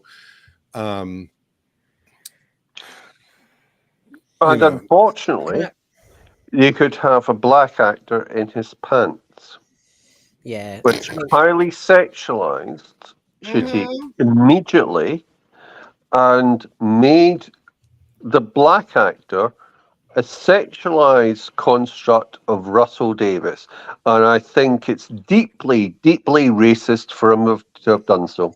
So can I just show you this? Because John Sheridan sent this in as part of the issue, and we've got 2 Americans on the panel. I have stated previously how useless UNIT were in this series, but consider what American viewers must be thinking. Americans are well versed with movies and TV series regarding humans, police, and aliens. For example, Men in Black, The Middleman. With those comparisons, no doubt your panel can think of many more in mind. Then how many Americans are going to be impressed by UNIT? We've said about UNIT being diminished in how Rtd's written them, and we've picked on certain characters, I know, and what their jobs are. But has John Sheridan got a point here about the use of UNIT and whether UNIT should even be included in this 8-episode mess?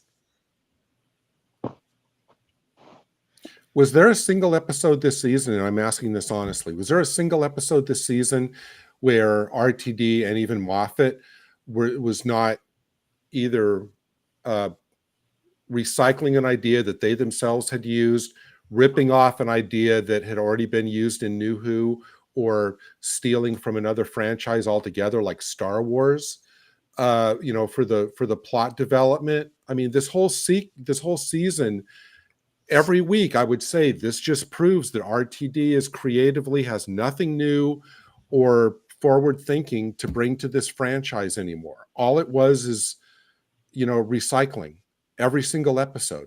Yeah, and it shows that he had no new ideas, and that they should have expanded the writer block out to the next generation of writers who may come up with some pretty amazing ideas. UNIT wasn't properly used. If it wasn't going to be used with integrity, it shouldn't be there at all. Divine and Dragon, it seems to me, and I'll see what the panel think, UNIT was put there as a nice gimmick for him in future series to get a gadget.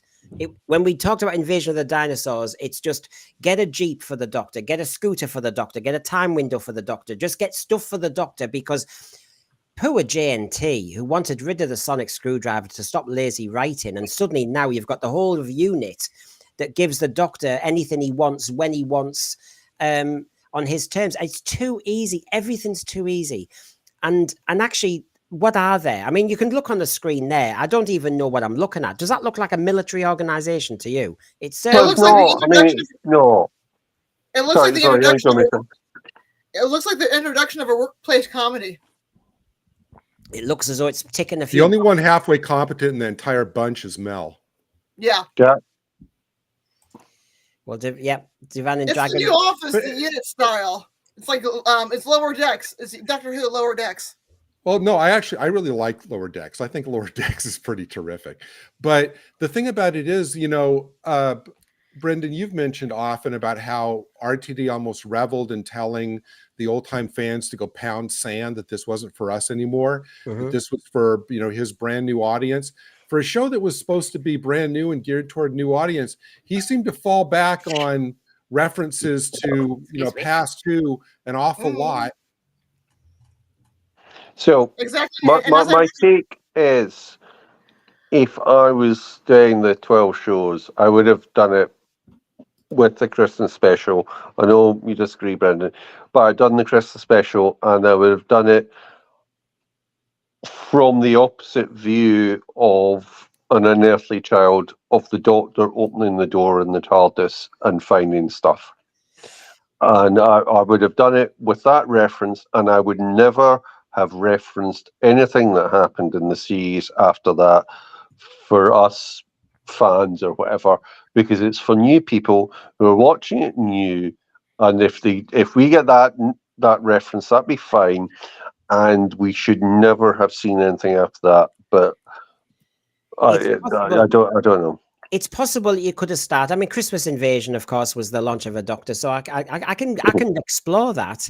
The point is, if there was a schedule and issue with Shooty, therefore stop being obsessed with the anniversary special stuff. Just your first episode is, as you say, Hugh. I'll buy into that. Exactly. I'm not saying this is not about being. It's the Christmas episode. I'm saying it's Shooty's first episode. Yeah, I mean, I have a problem with, obviously, a Christmas episode. Raymond Williams, hello. Sutek was on top of the TARDIS during boom. Had the bomb went off, a third of the planet would have been destroyed. Why would Sutek do nothing?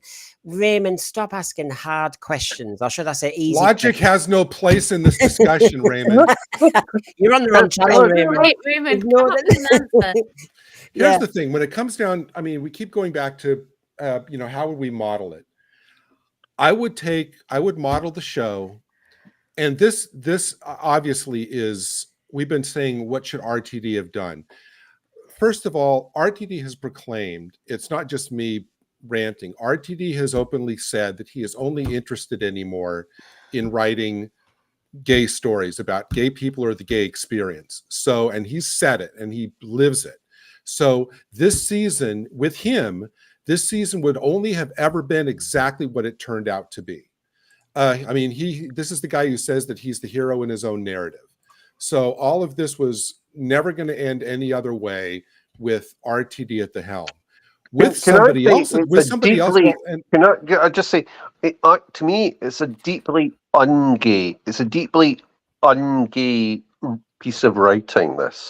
It doesn't. I know I'm not gay, but I'm sort of like, dear God. I mean, a number of friends who I'm closely friended with who are gay. This is not about their experience. This is a writing that is not about their experience. This is a cheat. This is a cheat code that does not apply to being gay. And Russell is writing a cheat code. Right. Well, like I said, I mean, the point I was making, you're right. The point I was making is just going off what he himself has said, very proudly about the only type of stories he's interested in anymore.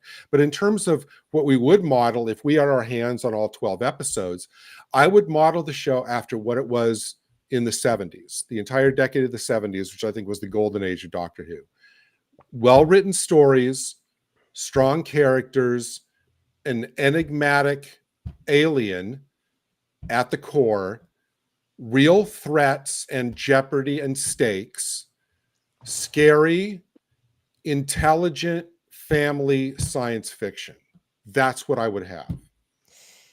We've got here from John Sheridan, and I'll show you something else from Divan and Dragon in a moment and see what we say. Now this, what do you think of this? I would posit that perhaps it's time to split Doctor Who up into a franchise, British Doctor Who, American Doctor Who, and beyond. Actually, if a different American company from Disney were to fund a Canadian production like Stargate or Andromeda, it might be surprisingly good and inexpensive enough to run for many years. Is anybody up for that idea? That feels a bit like some weird Indian production of, I don't know. That feels, to be fair, that feels as bad as House of Cards done by the Americans who couldn't do House of Cards in the first place, because House of Cards was much, much better when British did it, because it was a British show and the Americans never understood it. And it's nothing to do with Kevin Spacey's. Any problems with Kevin Spacey? It's the fact that you can't actually understand irony. There we are. Sorry. Right, well, here- in many things, yeah, I agree. Americans just don't get your British wit, and it's just it's more than just the accents. We just can't generally do British shows well over here. I like the American Office. That's about the only thing, because I think those are universal, the things that go on in offices. But beyond that, shall I just show this before? Divine and Dragon. This was what he said. I'll read it first. What's your thoughts? Right. First of all, he's kind of going over what went wrong. No David Tennant. It needed to be a multi-doctor. I think we've done that one.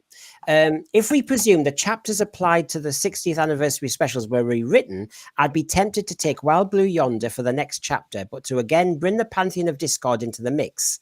We can work with some of the rules present when placed on the edge of the known universe, and creatures fooling the Doctor and Ruby, but I'd include the revisitation of Incenser, doubt and dread to the narrative as they sought to sow division between the Doctor and his companion. Perhaps the Not Things are a manifestation of doubt and dread, who had actually destroyed Incenser and were banished and were looking for a mechanism to return to the universe. Were I to have creative control, I'd have split the series into 4 two-parters. I did like the idea of the Toymaker. The appearance as an antagonist for the anniversary might still have worked, as we looked at those chosen storylines which would have functioned. And then, if I just give you an example, he's doing a little bit of what Rachael was doing. The 2 stories I'd follow up with would be Dot and Bubble along with Rogue. Oh. Now, I know Divine and Dragon, there's a lot of people who can't stand Rogue because of what it does, but well, I'll go with it.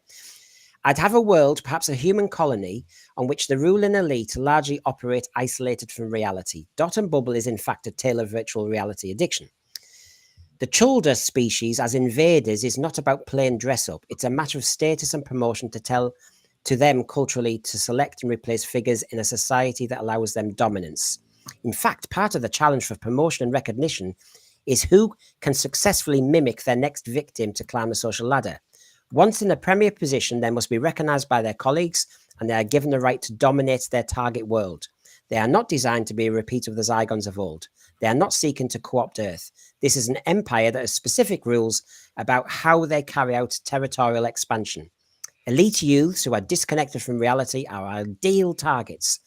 The plan of action from the Doctor would be to find ways to pit various Chulda against each other, awakening the bubble-addicted elite youths and directing the Chulda to be so compromised as to leave the world would be the objective. But I would want the Chulda as a race to remain extant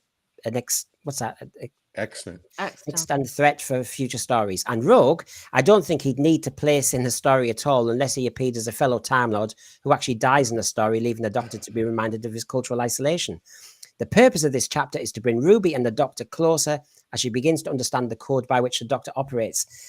Now, there's a lot of detail there. Stop being really good. It's making me cry. But the point is, even at the end there, what does Divine and Dragon do? He says the purpose of this two-parter is to do this. You know, Rachael was trying to do that, where you actually say, right, if I do this order, if we have similar content but for different reasons, the mission statement is this. I actually think if you're going to launch this series with Ncuti Gatwa, why does the first story have to have a companion in? Do a deadly assassin, establish him, and then bring her in.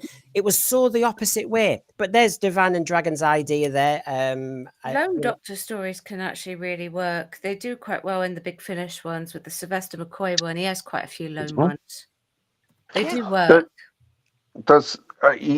If you did, I'll leave aside the random shagging in Rogue, but if you did something with the Doctor encountering someone like Rogue, who he immediately feels connection with, who is maybe a Time Lord or whatever, That'd be interesting, but Yeah. you don't put the companion at risk. Why would you put the companion at risk? Why would you write the doctor so absolutely against Right. what the doctor's about? I have no understanding of that piece of writing. I What think about it's the this? worst piece of writing What about this, I Seb? got.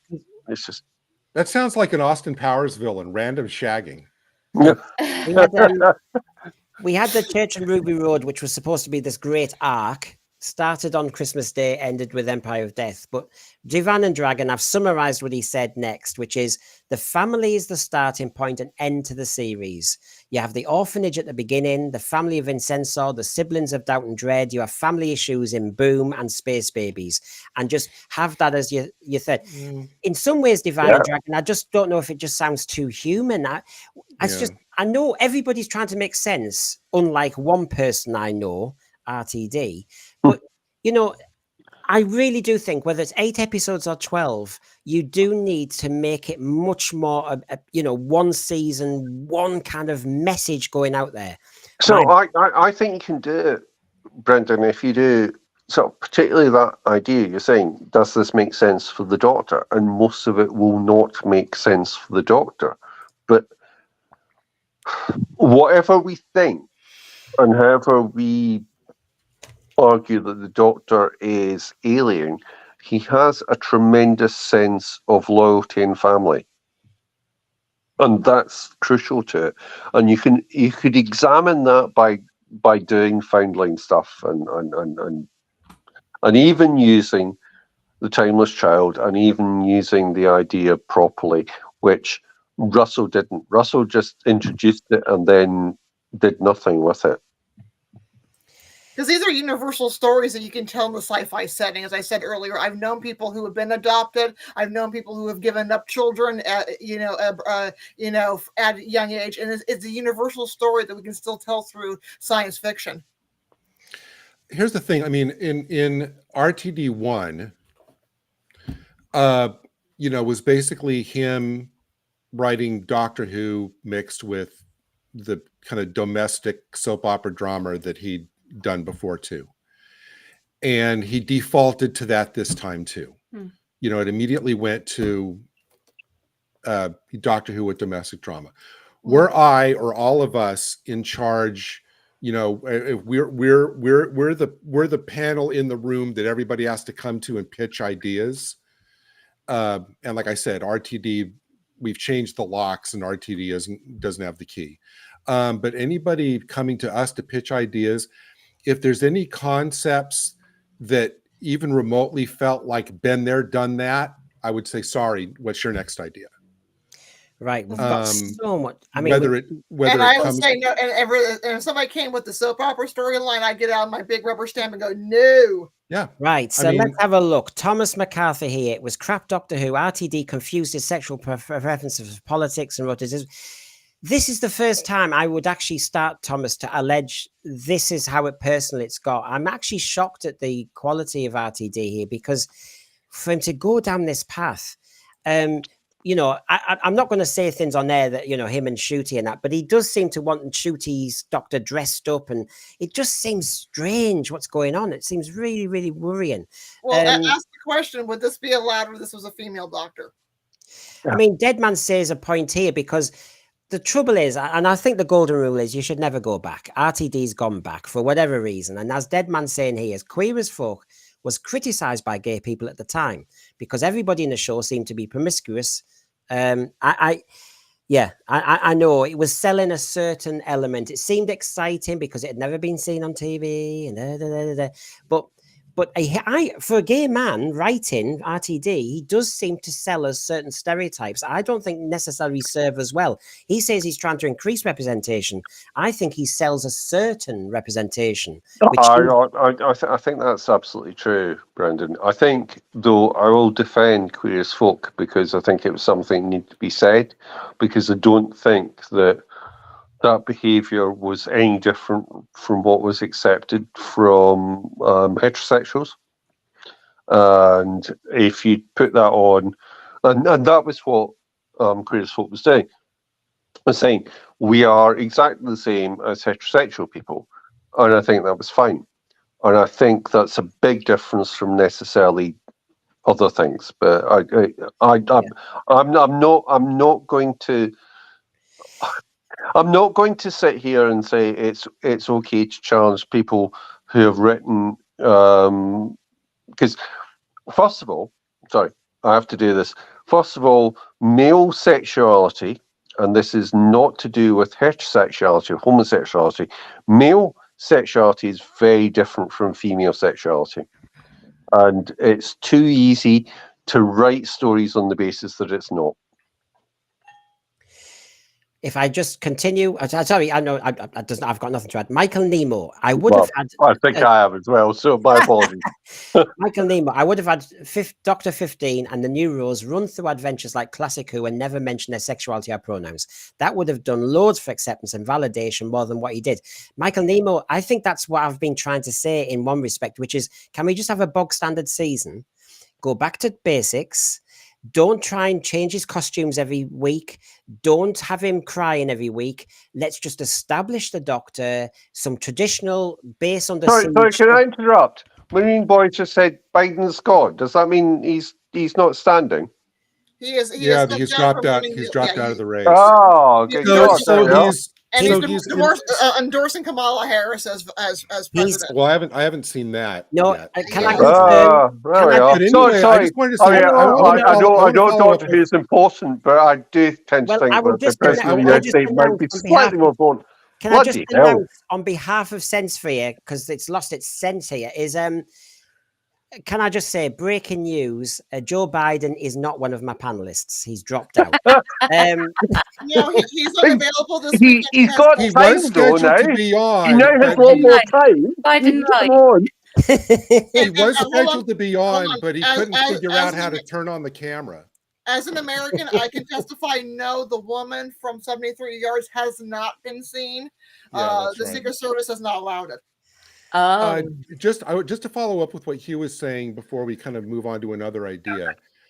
I think there's a big difference between saying, like if you're a writer, between saying, I have an idea that can only be done well in the context of Doctor Who, versus I have an idea that would work just as fine in this other social drama that we did, but I'm going to wedge it, into Doctor Who. Those are two diametrically different things. Yeah. Crimpling de Bloom, the season 1 might have worked better with more from Ruby's adoptive family. As it was, we saw so little of her mother and grandma, I'd near forgotten. Well, all I know from the grandma is she wants a cup of tea, and Mrs. Flood is a very dodgy carer. That's all I know about that. Well, they're also not the greatest carers. Grandma's always in the bedroom, and she doesn't even have a TV or a radio or anything, and she's always begging for her tea. Poor grandma. Meanwhile, the mother just pops into unit secure headquarters when she wants to. That's a classic one there. Matthew Burrows, hello. I find RTD creepy now. I did film extra work for Queer Folk. I did extra work for Cash. Never watched my scene. Maybe it's because I'm straight, but it was too camp for me. Yeah, it takes all sorts, doesn't it? I mean, it was exciting at the time. It needed to be done, but like with RTD's first era, it doesn't necessarily survive when you look at it again and examine it. Hugely, I think, with this, and I'll relate it back to Doctor Who quickly. So usually I think with this is you watch Queer Folk, and it's about male sexuality. It's not about homosexuality or heterosexuality. It's about how males think of sexuality. In terms of that, the problem is he's now introduced that to Doctor Who. So he has a doctor who thinks in terms of sexuality because that's what he wants him to do. So that's why Rogue is such an awful episode, because it presents one of the great characters who is not sexual in a very, very precise male sexuality of 20s, 30s age, and that's what he thinks like, and that's horrendous, and that breaks Doctor Who, and that's the sad thing. Well, the breaking news is the deadly assassin master stepped down as president, says over the overseer. I mean, Deadly Assassin Part 1 was classic. I mean, I'm assuming he's announced. Somebody said that he regenerated as the Crypt Keeper. I actually think that he already was, but... Well, the way he walked, I thought he was like the Watcher. It was like just this little thing in the background. But anyway... you can tell by the way I walk, I'm not really going to stand for president. Well, I mean, what a historic moment that we're doing this thread when all this chaos kicks off. So we've been Speaking of historic moments, Brendan, if you put all of us up, I realized about a half an hour ago that this is the first, unless I'm wrong, this is the first panel we've had this with another big celebration to mention that you have not mentioned yet, which is this is the first time we've all been together since you passed 1,000 subs. Oh, well, thank you very much. Thank you. It just happened in a blur. Rachel knows all about this. It just suddenly happens. I think it's down to Sutek, actually. Brendan, it's down to you. It's absolutely down to you. It's down to the way you've done this. It's down to the fact that not only do you sort of like have great people on like us, but you put together a really great show and you make sure that it's a really great show. It's all down to you. Oh, this is like when the kids give you a present at the end of the year when they've taught you in lessons. I mean, tonight has been like so interesting when everybody's on it, which is, thank you, Crimpling. 2K onwards, me and Rachel, we're on it. That's our mission. If I don't keep getting bot swiped. But no, it's been, as I think I said on my thumbnails thanking everybody, it's been great. I mean, I didn't know I was going to be doing this, to be quite honest. I thought I was going to retire and have a life. I didn't really think it was going. Thank you, Mad McCam. I'm going for president. There is a space, or has Kamala Harris already filled it? Do I fit the DI quota? I'm gay. No, you have to be born. You have to be born in the US. You have to be born in the US. That's the rule. Do an American accent, Brendan. No, you have to be born in America or American territory to be eligible. Brendan, I'd rather have one of your puppets be president than Kamala Harris. Yeah, we'll have him. Here we go. He's Joe Biden now. He's Joe Biden. He's here. Hello, Joe Biden. How's that? Joe. No. Well, as the historian, the reason we had the residency requirement is during the founding era. Alexander Hamilton was born in the Caribbean, and he was very unpopular among the founding fathers. So that's why they slipped in the residency requirement in the Constitution. So Alexander Hamilton can never come. Effectively, what that then means is we have to elect Brendan, and we create a musical all about Brendan. Just like Hamilton. Hamilton couldn't be president because he was born in the Caribbean, and because he was Rachel can choreograph it because she's done all the stage yes, work. She does the voguing. Well, Hazard Scott, he's been. Thank you, Hazard Scott. And personally, I can't stand Alexander Hamilton, so I'm glad he wasn't born. I'm so with you. I find him better than those that are larger subs wise. Well, thank you, Hazard. Thank you, for that. Thank you. I mean, we try our best. Obviously, I've now got a very rowdy panel tonight. You know, I'm going to have a nervous breakdown after this. I think I'll join Biden on holiday. K Skyfire. Rehoboth Beach is lovely. I will give it out to there. It is a lovely town. Oh, Castellan, Brendan. And you can actually go to the place where you fell off the bike, and it's called Brandon Falls. Brendan, you had enough comm panels on your first 1,000 subs. From now on, the next 1,000 is going to be all rowdy panels. I think so. Something has happened, Thread.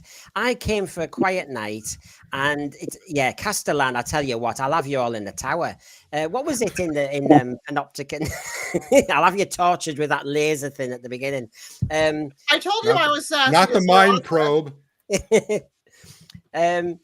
Oh gosh, where are we? So I think Brendan, it probably works if you just ask us. If we were to do it properly, what we would have done as a summary.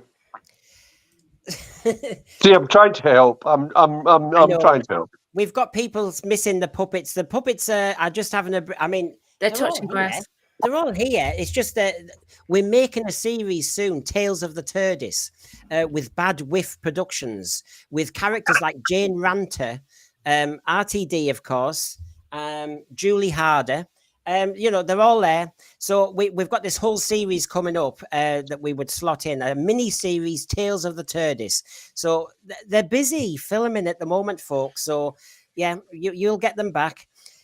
By the way, we've mentioned various things tonight. I think we've missed one of the things that me and Hugh have mentioned quite a lot. You and me? No, me and Brendan, for some reason. I'm waiting to hear this, because this could be anything. Oh, so I'm me waiting. and Hugh. Sex in the TARDIS. Sex in the TARDIS.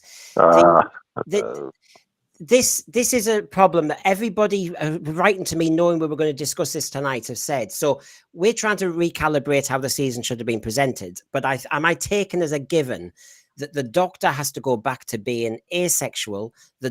And this is why people are calling out Rogue, because Rogue has just cannon busted the Doctor. And some pesky showrunner in the future will say, no, precedent was created by Rogue, so I can do a sexual Doctor now. And you're going, oh, stop this game. What are your thoughts, everybody, on that? No sex in the TARDIS unless Sydney Sweeney is the companion. You can, Rowdy panel has just gone like. You can have sex. I wanted to calm everybody down. You can have sex. So obviously, you had Rory and so there is sex in the TARDIS is fine as long as it's not the Doctor. The Doctor does not have sex. The Doctor has no interest in sex. The Doctor, at some stage, may have had sex in his life and is bored out of his tits about it, or her tits about it. It's not an interesting thing to. I mean, how old is the Doctor now? If he is, heaven sent, a couple of billion years, it's not of interest, and therefore it's not going to happen. Everyone else can have sex in the TARDIS. It could be a lovely place for everyone to have sex in the TARDIS, not the Doctor. Well, except in the TARDIS at the moment, it's a problem because you've just got ramps. It would be awkward. But here's the thing: also, asexualization is a sexual. Okay, if you're a segue. Community, and they're not being represented. I mean, that is part of the human condition. There is asexual people. Eastland Burkholder says the Doctor needs a problem or a mission. Shall we go back to you remember the curator who at the end of Day of the Doctor said, yes, as in he kind of led the Matt Smith Doctor to work out, should I go looking for Gallifrey? And I sat there obviously enjoying seeing Tom Baker again, but I also thought, brilliant, I can see what the next season's going to be. Where's Gallifrey? There'll be false leads and everything. Didn't quite go that way, did it? But yes, I agree with you, Eastland Burkholder. He just needs a mission. By the way, should we say that again? The Doctor needs a mission, but not to find out who's the mother of one of his companions. Yeah. No, the Doctor just needs a mission. The key to time, something like that, What do you think about John's suggestion in the chat that the second season has the Doctor dancing in the TARDIS nightclub? Oh, well, we know it can do a nightclub. It's got a jukebox and it changes the light colours. Yeah. Don't spill a drink on the console, though. It might kick off. That's all I'll say. Go on, Rachel. Can I go? Get rid of the asexuality. They done the unrequited love anyway with Martha. Yes, it was a terrible storyline, but they did it. And they tried to explore that idea, but it definitely showed, that the Doctor is very much not interested. Doesn't work. It doesn't work with Rose, and he never ever says, even on screen, that he loves her. He never says it, and there's a whole point to that. But what I would really like, though, is cut the soap opera stuff, cut the hanky panky for the Doctor, and actually just bring it back to the sci-fi and the history that it's actually supposed to be. Would you? Sorry, we didn't have enough history at all in the last series. Look, one. You got Isaac Newton. Manatee. Would you would you consider this? Because I'm trying to be with RTD on this one, where RTD says you don't understand how modern TV works. So can I explain to the panel and thread? Is one of the things? Thank you for explaining to us. So, On behalf of RTD about how television does it have special pictures? well, can I explain one of the things that we may not have noticed yet, because RTD is obviously ahead of us, is that, and it might be a serious point actually. Do you think that actually we're talking about seasons? You're aware that lots of programs do specials, just specials, if you get my gist, about 4 episodes a year, but scattered across. Vera, loads of shows just do one-off shows. Would everybody consider, including the thread, I know I'm going to say something that's sacrilege because we have seasons in Doctor Who, but maybe that's the old way. Would you be happier that each Doctor Who episode, maybe 2 hours long, has an arc within it? It's self-contained. It's either historical, like Rachael said. There's a mission for the Doctor within that. And yes, but it doesn't, because there's no episodic cliffhangers anymore. We don't need week to week. You could just have one in March, one, autumn, one at Christmas. No, that would be great. I mean, that's what shows like, I don't know. I mean, it's a different genre, but like Midsummer Murders, they put out like four. They put out like four. They put out like 4 episodes a year. They're all like mini movies. Prime Suspect did it too, I think. One thing I did want to say, Brendan, to one of your earlier points before we lose it. I think, in my opinion, the worst legacy of New Who overall, and I mean all the way back to 2005, is the show became about the Doctor and not about the adventures that the Doctor went on. Well said. When you start navel gazing and everything becomes about the Doctor or Gallifrey or Doctor Who, who is the Doctor? Once it became all about that for 13 years now, it's kind of reached this creative dead end because it's not about the adventures anymore. It's about continually working and rewriting and revamping the character. It's kind of like Marvel and DC Comics, where they do a complete line-wide reboot every 4 years because they're just out of ideas. Stop making it about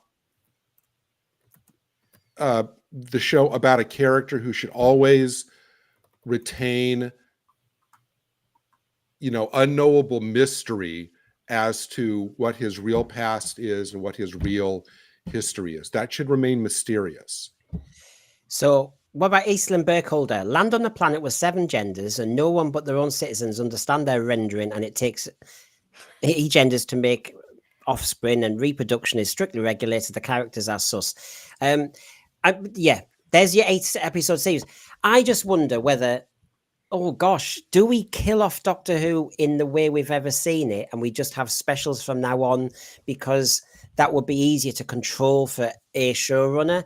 My other thing, and me and Divine and Dragon were discussing this off this stream. What about this one, folks?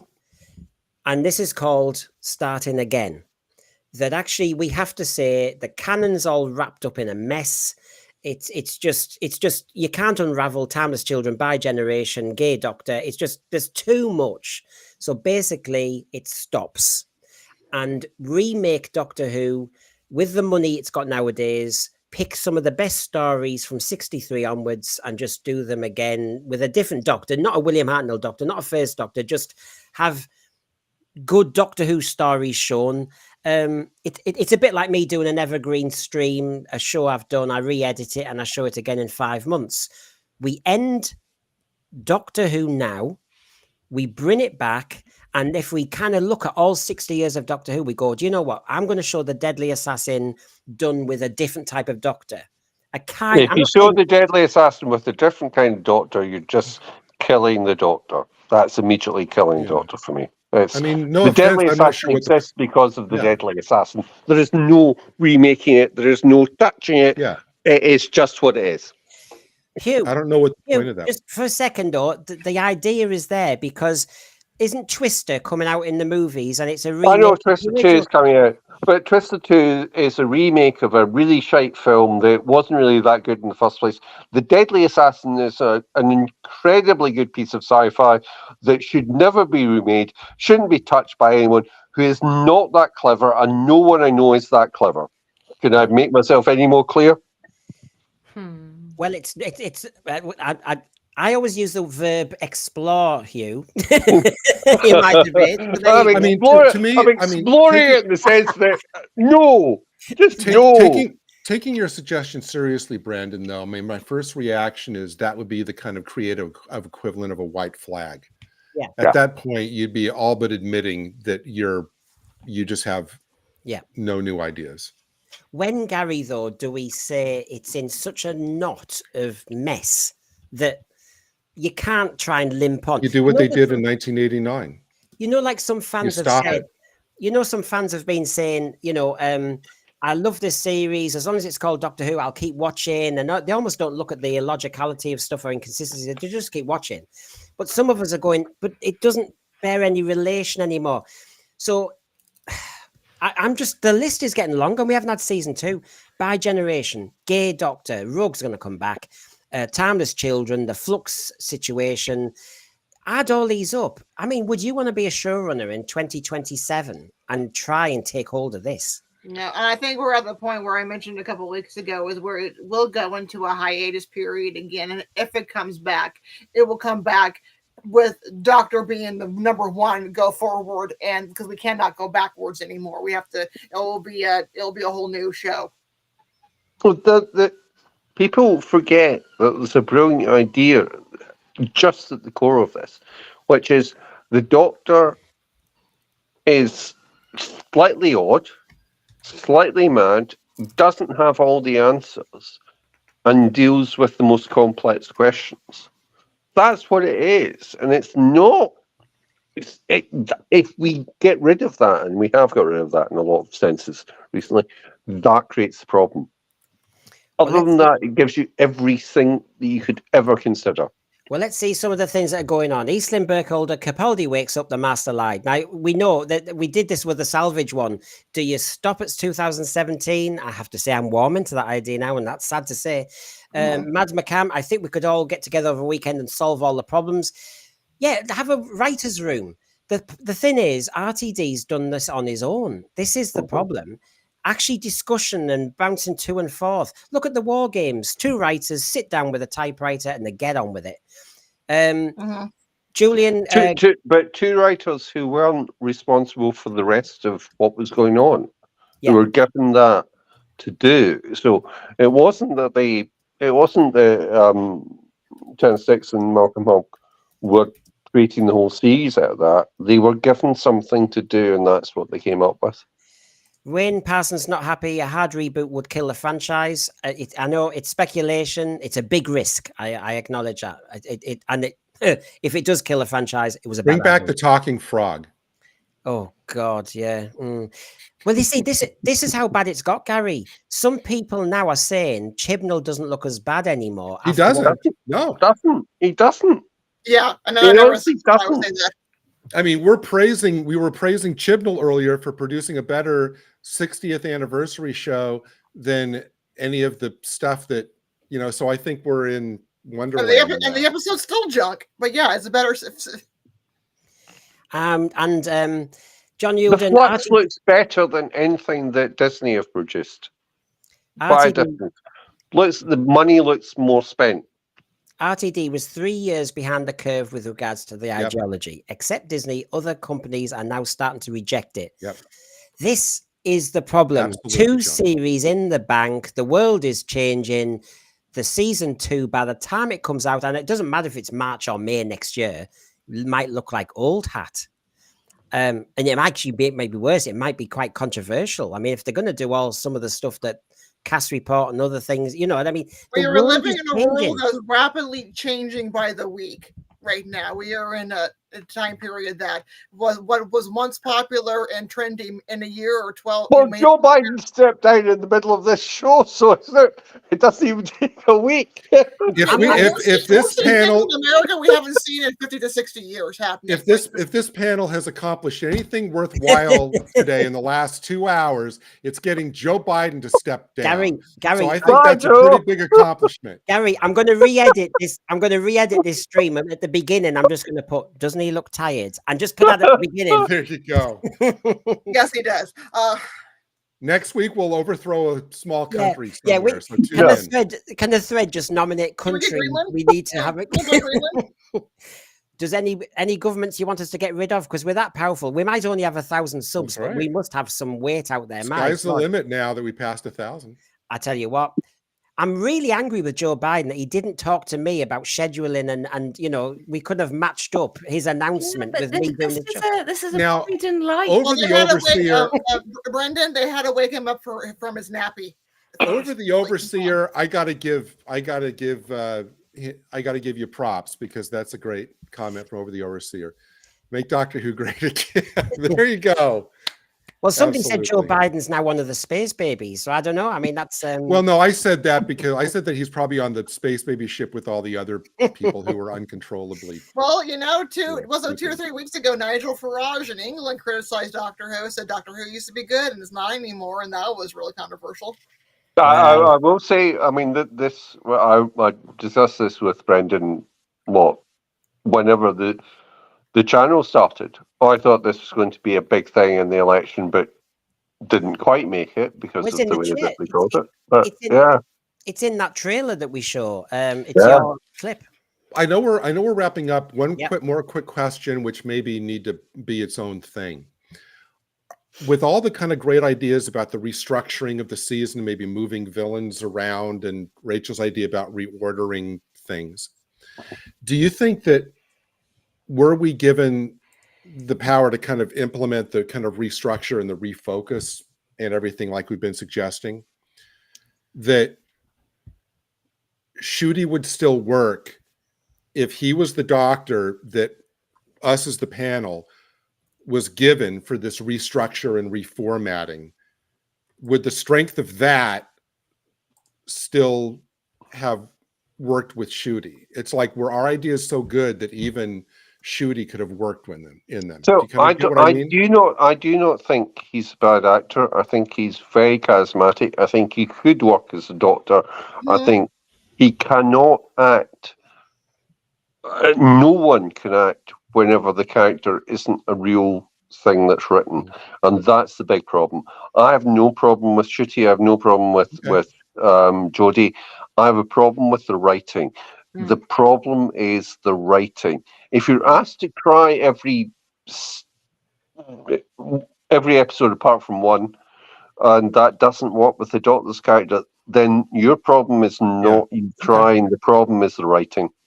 All right. Absolutely. I agree with you. I've always thought, and this is why I'm being so frustrated. It's like not necessarily anger, but frustration that I think, and I've been saying it for a long time, I think Ncuti's being underserved. I think he has potential. Now, is he as great as an actor as Colin Baker or Pierre Capaldi? No, but I think he's got it in him to be a good doctor. Someone doesn't get to this position alone just based on their looks. The thing is, I am getting a bit sick of that argument in a way. Colin Baker was not given that opportunity. If you might just be the person in the role at the wrong time, whether you're the most amazing actor or not, it just doesn't work. Out you go. I don't know. What is it about our world now where it's kind of, oh, well, maybe if Jodie had a different writer, that she might have been better. She wasn't in the end. End of. Go. Yeah. But Colin Baker was not given that because you're an actor, you cannot be better than the writing. The writing controls what you can do. There is a small window on either side of how good you can be, but you cannot make it bloody magical. Yeah, so if you get Robert Holmes writing for you, you can act well. If you get Trish Chibnall writing for you, I'm not convinced you can act well all the time, and I don't think that's a realistic thing. Acting is based on the writing. You can be very, very good. I've seen actors do stuff with bad writing. but it only gets it to be not shite. However, I'd actually like to hear Rachel's perspective. I know. on what you Well, I just will. said. Let me just say this, and I'll bring Rachel in because obviously she will have something relevant to say about this. But the point I'm making, which is I still think is apt, is we're all it's look. If I joined a school now and they had an Ofsted inspection and they failed, it's called tough. I have to just take the fact that it's going to be high pressure for the next few years to get us out of special measures. Nobody's to feel sympathy for me. If you happen to take the role of Doctor Who at the wrong time, it's bad luck. Nobody is saying, Colin Baker, come on back now. Paul McGann was unlucky. He got one episode and it wasn't taken up. Nobody's actually saying, as in RTD, let's bring Paul McGann back. Why are we giving Ncuti Gatwa and Jodie Whittaker so much leeway? It's just called bad luck. Go on, Rachel. Yeah. Yeah, you're right. It is bad luck. Sorry, getting my thoughts together. And right, so obviously, I never say an actor is bad. The thing is, if the writing is bad, Hugh's right in a way. There's only so far that you can go with it, and it is the words on the page are just words on the page until the actor brings it to life. It's the actor's job to bring it to life and actually give it the meaning that it is supposed to be intended. But there's only so far that you can go with that if the writing is not good enough. I mean, okay, this isn't the best example, but take a look at Castrovalva. I reviewed that just recently. Adric is so much better than that story because he's written the way that he's supposed to have been written. All right, okay, the acting is even better for it, in regards to that. It's just the way that it is. But then, you look at when his character isn't written properly, and it's just he doesn't know what to do, and it just can't. Bad writing is very difficult can be very difficult to bring to life, and you just make it look better than what it actually is. Yeah, and Capaldi did it with some of the latter scripts. Yes. We've got here Binman. Remember RTD complained when an actor made their own choices, he wanted complete control. Yeah, well, he's an egomaniac. So that limits actors. Yeah. So it's interesting. The Capaldi thing is interesting. So Capaldi was never written anywhere near as badly as Ncuti is, because Capaldi was mainly written by Stephen Moffat, who is a better writer of this type of stuff than Russell is. And Russell has written much worse for this series than any other series I've ever seen Russell T Davies write for. Well, what about this argument then? Peter Davison was unhappy with how the scripts were for his Doctor. He left. He had the bravery. He had it about him thinking, I don't want my name on this. I'm disappointed with the 20th anniversary scripts. I'm leaving. I resign. And Peter Davison did that.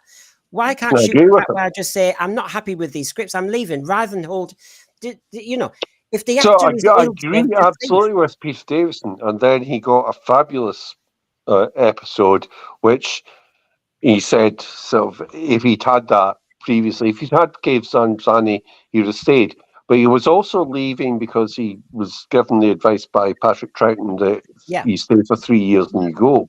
Yeah, I absolutely think that Davison got fairly dodgy strips. Not all of them. I think some of them are quite good, but that's okay. That doesn't mean that I think that all of Peter Davison struggled with the bad scripts, and he's an excellent actor. Yeah, I will just say, people underestimate how good Peter Davison is as an actor because he survived initially by being pretty, because he got Tristan and was meant to be pretty. He's as Tristan in All Creatures Great and Small, he is astounding.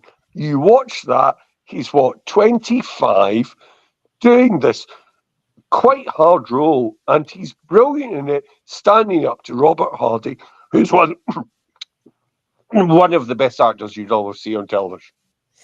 Well, I mean, Davison's been a great actor. I mean, one of my favorite shows, he was in a show called The Last Detective, which was great.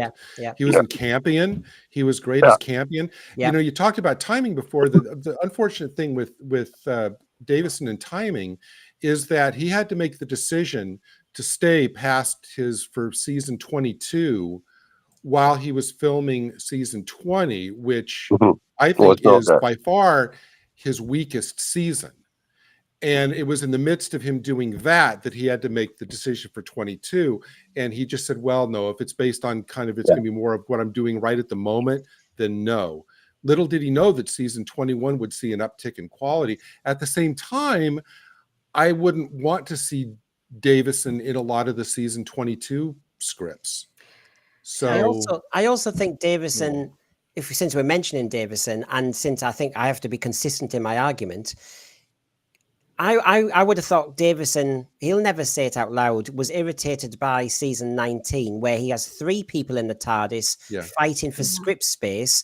And just as we've said, the Ruby Sunday arc didn't help deliver the launch for Ncuti.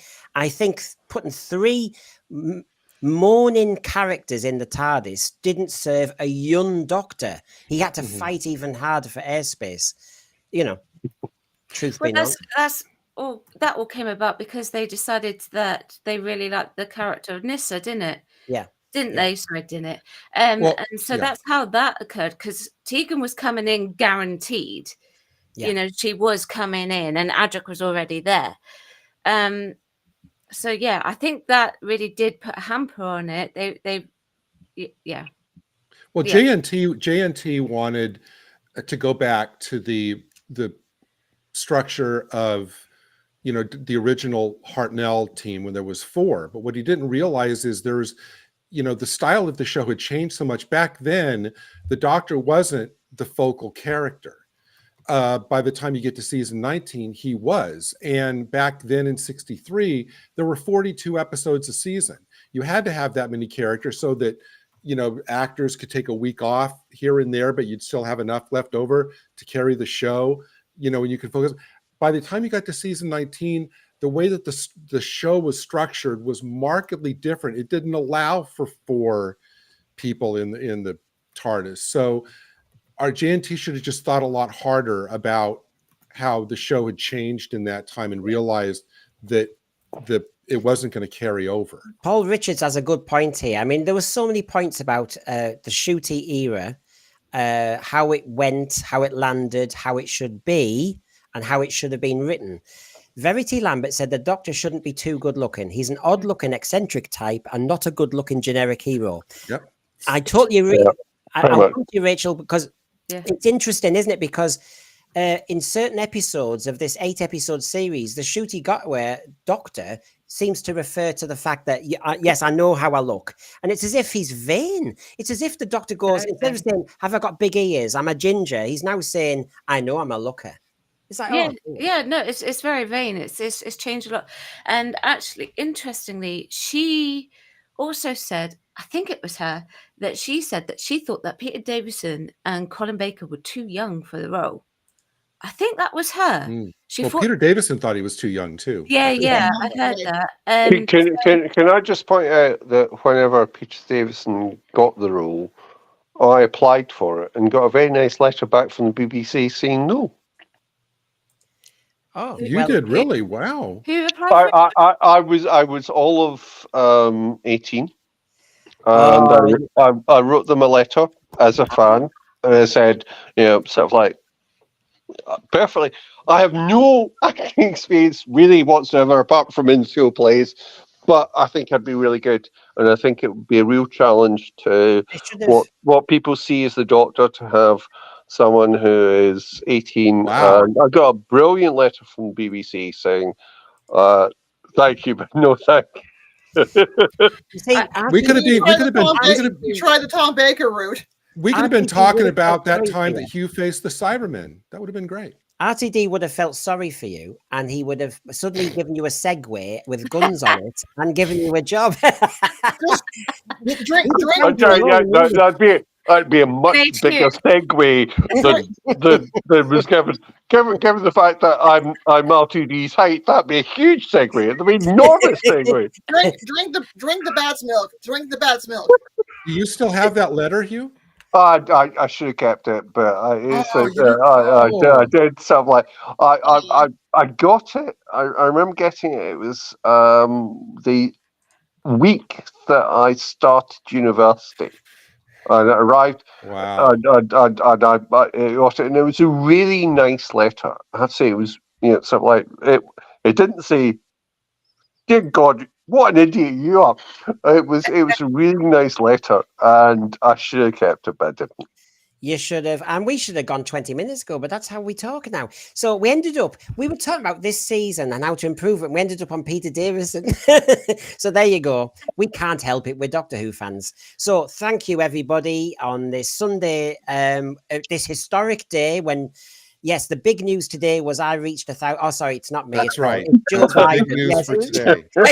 The biggest news for today is you reached 1,000 subscribers and ended up with the Biden Light episode. There you go. There you go. And I'm going to be on the phone to him in a minute saying, why didn't you wait and stall your announcement? Joe, what were you doing?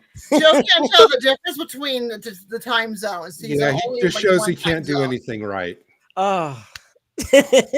Anyway. Never underestimate the power of Joe Biden to bleep something up. That's Well, right. you know what we've got to do now? We're going to vogue it out. Are you ready, Rachel? Oh, no. Yes, I'm ready. Right. Well, thank you, everybody. Please subscribe. Please give us a switch on your notifications and please give us a like. Thank you very much. That's my public service announcement over. Thank you very much. So thank you, panel. Thank you, Michelle. Thank you, Michelle. Thank you, Hugh, who listen to him. He's that hatred in his voice because he was rejected as a. I was rejected. And stop me. We'll have to start a new series, the Hugh Doctor Adventures, and come up with a season. What a season with Hugh as the Doctor would look like. I think that'd be fun. Well, Eastland Brooklyn was very happy we went off on a tangent. I mean, I didn't think tonight we'd be talking about Joe Biden, space Peter Davison, and the fact that Hugh didn't get a job when he was at uni. I mean, I'll give you some rejection advice, Hugh. Okay. That's it. I'm still struggling. Hugh, there's a lot of people in the chat, seriously, who like this idea. They say you should be on the phone to Big Finish. Yeah. They would buy your Hugh Unbound Doctor box sets. So he's up for it. The Hughieverse. The Universe. Oh, I feel as though after this show, folks, in our green room, we're going to have to all talk you around now, honestly. Yeah, we are. So everybody, please subscribe and send a letter to Hugh. All right, that's it. Right, okay. Good night, everyone. Night.